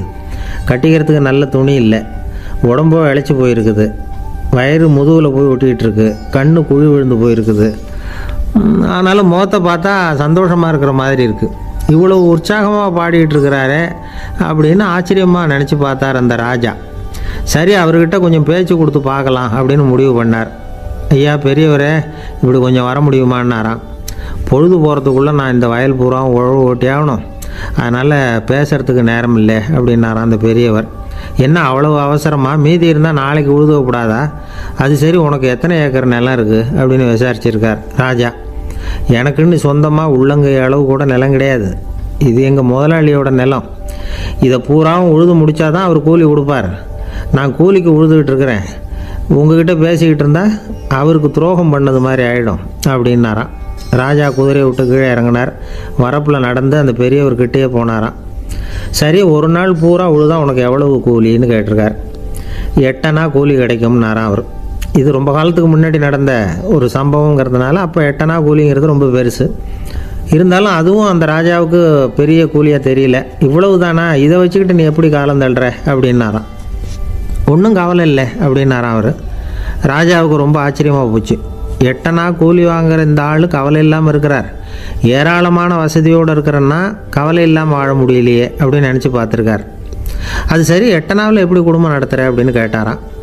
எனக்கு கிடைக்கிற 8 அணாவில் 2 அணா குடும்பத்துக்கு செலவழிக்கிறேன், 2 அணா பழைய கடனுக்கு கொடுக்குறேன், 2 அணா தர்மம் செய்கிறேன், 2 அணா வட்டிக்கு கொடுக்குறேன், ஒரு குறையும் இல்லைன்னாராம். ராஜாவுக்கு ஒன்றும் புரியல. எனக்கு ஒன்றும் புரியலேன்னு இருக்கார். ஐயா, எனக்கும் என் மனைவிக்கும் 2 அணா செலவாகுது. வயசான அம்மா அப்பா இருக்கிறாங்க, சின்ன வயசில் என்னை காப்பாற்றினவங்க அவங்க. அந்த கடனுக்கு 2 அணா செலவாகுது, அது பழைய கடன். என் தங்கச்சி ஒருத்தி ஆதரவு இல்லாத நிலைமையில் தன்னுடைய மகனோட என் வீட்டில் இருக்கிறா. அவளுக்கும் அவள் மகனுக்கும் 2 அணா செலவு பண்ணுறேன், அது தர்மம். எனக்கு 2 பிள்ளைங்க இருக்கிறாங்க, அவங்களுக்கு 2 அணா செலவு பண்ணுறேன், அது வட்டிக்கு கொடுக்கறது மாதிரி. பிற்காலத்தில் அவங்க எங்களை காப்பாற்றுவாங்க. அந்த வகையில் நான் திருப்தியோடு வாழ்ந்துக்கிட்டு இருக்கிறேன் அப்படின்னாராம். ராஜாவுக்கு அர்த்தம் புரிய ஆரம்பிச்சுதான். அந்த பெரிய நிலத்தை விலை கொடுத்து வாங்கி அந்த பெரியவருக்கே தானமாக கொடுத்துட்டாராம். இப்போ உழுதவருக்கே நிலம் சொந்தமாகிட்டுது. அன்னையிலேருந்து அரசனுக்கும் ஆறுதல் கிடைச்சிதான். இப்படி ஒரு கதை சொல்லுவாங்க. 8 அணா வருமானத்தை வச்சுக்கிட்டு எப்படி காலத்தை தள்ளுறதுன்னு சொல்கிறதுக்காக இந்த கதையை சொல்கிறதாக யாரும் தப்பாக நினச்சிக்கக்கூடாது. கிடைக்கிறத எப்படி பங்கு போடுறார், எப்படி திருப்தியாக வாழறார் அப்படிங்கிறது தான் முக்கியம். அது மாதிரி இன்றைக்கு இந்த பொங்கல் திருநாளில் உழவர்கள் மனசு மகிழ்ச்சியாக இருந்ததுன்னா அது எல்லாரும் மகிழ்ச்சியாக இருக்கிறது மாதிரி அர்த்தம். அதனால் அவர்கள்ட்டேருந்து நாம் பாடம் கற்றுக்கணும். சில உழவர்கள் தங்கள் நிலத்தில் விளையிறத தாங்கள் சாப்பிட மாட்டாங்க, அடுத்தவங்கள்ட்ட விற்றுட்டு சந்தையில் போய் வேறு அரிசி வாங்கிட்டு தான் இவங்க சாப்பிடுவாங்க. அப்படிப்பட்ட விவசாயிகள்லாம் இது உண்டு. பங்கிடுகிற பண்பை உழவர்கள்ட்டேருந்து கற்றுக்கொள்ளுங்கள் அப்படிம்பாங்க. ஒரு ஆள் நிம்மதியாக மகிழ்ச்சியாக இருந்தானா, உங்கள் நிம்மதிக்கும் மகிழ்ச்சிக்கும் என்ன காரணம்னு கேட்டிருக்கார் இன்னொருத்தர். என்கிட்ட இருந்தது பூராவையும் என் பிள்ளைங்களுக்கு சமமாக பங்கு போட்டு கொடுத்துட்டேன், எனக்குன்னு எதுவுமே வச்சுக்கல, அதுதான் நிம்மதிக்கு காரணம்ன்றிருக்கான். உங்ககிட்ட இருந்தது எவ்வளவு இருந்தது அப்படின்னு கேட்டிருக்காரு அவர். மொத்தமாக ஒரு 50,000 ரூபா இருக்கும் அப்படின்னு இருக்கான். அவ்வளவும் பணமாகவே இருந்ததா அப்படின்னு கேட்டிருக்காங்க அவங்க. இல்லைங்க, அவ்வளவும் கடன், அதை தான் பிரித்து கொடுத்துருக்கேன் பிள்ளைங்கக்கிட்ட அப்படின்னு நானா. அவன் எது ரொம்பவும் கஷ்டமான காரியம் அப்படின்னு கேட்டார் ஒருத்தர். ஒருத்தருக்கு ஒருத்தர் சண்டை போடாமல் இருக்கிறது தான் ரொம்ப கஷ்டமான காரியம் அப்படின்னு தோணுது. ஒரு நாட்டுக்கும் இன்னொரு நாட்டுக்கும் சண்டை, நாட்டுக்குள்ளேயே ஒரு குரூப்புக்கும் இன்னொரு குரூப்புக்கும் சண்டை. ஏன் சண்டை போட்டுக்கிறீங்கன்னு கேட்டு பாருங்கள். நாங்கள் சமாதானத்துக்காக தான் சண்டை போட்டுக்கிறோம் அப்படிம்பாங்க. வாழறதுக்காக பிறந்த மனுஷன் லட்சியத்துக்காக உயிரை விட தயார் அப்படின்னு சொல்லிகிட்டு இருப்பான். அப்படி உயிரை விடுறவங்கள நாமளும் பாராட்டுவோம். ஆனால் ஒன்றும் இல்லாத விஷயங்களுக்கெல்லாம் சண்டை போடுறவங்களெல்லாம், அப்படிப்பட்டவங்களையும் சரி உயிரை விடுறவங்களையும் சரி என்னென்னு சொல்கிறது, யுத்தங்களாலேயும் சண்டைகளாலேயும் நாம் அடையிறது என்னங்கிறது ஒரு பக்கம் இருக்கட்டும், இழக்கிறது என்ன தெரியுமா? ஏராளமான உயிர்கள். ரத்தம் சிந்துறதுக்கு நான் தயார் அப்படின்னு மார்தட்டி சொல்லலாம். ஆனால் ரத்தம் சிந்தினா உயிர் காத்துக்கிட்டு இருக்க தயார் இல்லை. அதாவது உயிர் நமக்காக காத்துக்கிட்டு இருக்க தயார் இல்லை. இழக்கிற ரத்தத்தை ஈடுகட்டினா தான் உயிரை காப்பாற்ற முடியும். அதனால் இது சம்மந்தமாக ஆராய்ச்சி செய்கிற கட்டாயம் ஏற்பட்டு போச்சு. அதோட விளைவாக புதுசாக ஒன்றை கண்டுபிடிச்சிருக்கிறாங்க. அதுதான் செயற்கை ரத்த பொடி. இப்போ இந்த திடீர் சாம்பார் பொடி, திடீர் ரசப்பொடி, திடீர் காப்பி பொடி இப்படிலாம் சொல்கிறோம்ல, அது மாதிரி இது திடீர் ரத்த பொடி. இஸ்ரேல் ஒரு சின்ன நாடு, மக்கள் தொகை குறைச்சல், அதோட போர்கள் வேறு. அதனால் காயம்பட்டவங்களை காப்பாற்றியே தீர வேண்டிய கட்டாயம். காப்பாற்றணும்னா ரத்த இழப்பை தடுக்கணும். அப்படின்னா உடனடியாக புது ரத்தம் செலுத்தி ஆகணும். திடீர்னு ரத்தம் வேணும்னா எங்கே போகிறது? அதுவும் கிடைக்கிற ரத்தம் சேர்கிற குரூப்பாக இருக்கணும். ஒரு வேடிக்கை பார்த்தீங்களா, நான் வேறு குரூப்பு நீ வேறு குரூப்புன்னு இவன் சண்டை போடுறான். இதில் அடிப்பட்டவனுக்கு ரத்தம் கொடுக்க போனால் அதுலேயும் அது வேறு வேறு குரூப்பாக இருக்குது. அது ரத்தமும் வேறு வேறு குரூப்புன்னு சொல்லிகிட்டு இருக்குது. எந்த குரூப்பு ரத்தம் வேணும், அது உடனடியாக கிடைக்கலன்னா என்ன பண்ணுறது? இப்படிப்பட்ட கஷ்டம்லாம் நமக்கு வந்துடுது. இதுக்காக தான் விஞ்ஞானிகள் இந்த ரத்த பொடியை கண்டுபிடிச்சிருக்கிறாங்க. அதாவது ஒரு ஆள் அடிபட்டு போட்டான்னு வச்சுங்களேன், அவனுக்கு ரத்தம் கிடைக்கல, உடனே என்ன பண்ணலாம்? இந்த சுத்தப்படுத்தப்பட்ட தண்ணீரை கொஞ்சம் எடுத்துக்க வேண்டியது, அதில் இந்த ரத்த பொடியை கரைக்க வேண்டியது. இப்போ இந்த செயற்கை ரத்தம் தயாராகிட்டுது.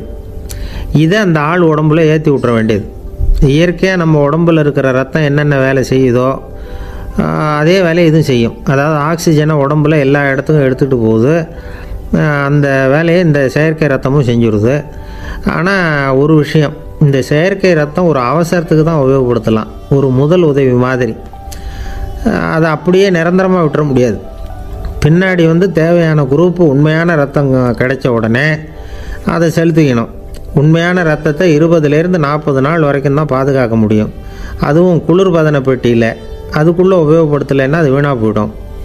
இந்த ரத்த பொடி அப்படி இல்லை, எவ்வளோ நாள் வேணும்னாலும் அப்படியே வச்சுருக்கலாம். குளிர்பதன பெட்டியும் தேவையில்லை. ஆனால் ஒன்று, இது தண்ணியில் கலந்து செயற்கை ரத்தமாக ஆக்கிவிட்டா அதோட வலு 72 மணி நேரம் தான். அதாவது 3 நாள். அதுக்குள்ளே அந்த ஆசாமியை எங்கேயாவது ஆஸ்பத்திரிக்கு தூக்கிட்டு போய் உண்மையான ரத்தத்தை கொடுத்துடணும். சண்டையில் அடிபடுறவங்க, சாலை விபத்தில் அடிபடுறவங்க, இவங்களுக்கெல்லாம் அவசரத்துக்கு கை கொடுத்து உதவுறது இந்த செயற்கை ரத்த பொடி. அதுக்கப்புறம் நாம் கொடுக்குற ரத்தம் தான் அவங்கள காப்பாற்றணும். இன்றைக்கி ரத்தத்தை தானமாக கொடுக்க தயாராக இருக்கிற நல்ல உள்ளங்கள் ஏராளம். எவ்வளவு ஆக்சிடெண்ட்டு, ஆப்ரேஷன், இதில் சம்மந்தப்பட்டவங்களை காப்பாற்றுறது நாம் தானமாக கொடுக்குற ரத்தம் தானே. ஒரு ஆக்சிடெண்ட்டு, ஒரு ஸ்கூட்டர் ஒரு ஆள் மேலே மோதி விட்டுது, பார்த்து வரக்கூடாதா அப்படின்னா அந்த ஆள், நீ தான் பார்த்து நடக்கணும், ஏன்னா 20 வருஷமாக நான் அந்த ஸ்கூட்டரை ஓட்டிகிட்டு இருக்கிறேன் அப்படின்னு நானா இவன். இதுக்கு அவன் சொன்னானா, நீ தான் பார்த்து ஓட்டணும், ஏன்னா 40 வருஷமாக நான் இப்படி நடந்துக்கிட்டு இருக்கிறேன் அப்படின்னு நானா. ஒரு ஊரில் ஒரு ராஜா இருந்தார். பெரிய அரண்மனையில் தான் இருக்கிறார். எல்லா வசதியும் இருந்தது. இருந்தாலும் அவர் எல்லாரும் சொல்கிறது எப்படி தெரியுமா? பிச்சைக்கார ராஜா. அப்படி ஒரு பேர் அவருக்கு நிலச்சி போச்சு. ஜனங்களும் சரி, மற்ற தேசங்களில் உள்ளவங்களும் சரி, அவர் அந்த பேர் சொல்லியே குறிப்பிடுறது வழக்கமாக போட்டுது.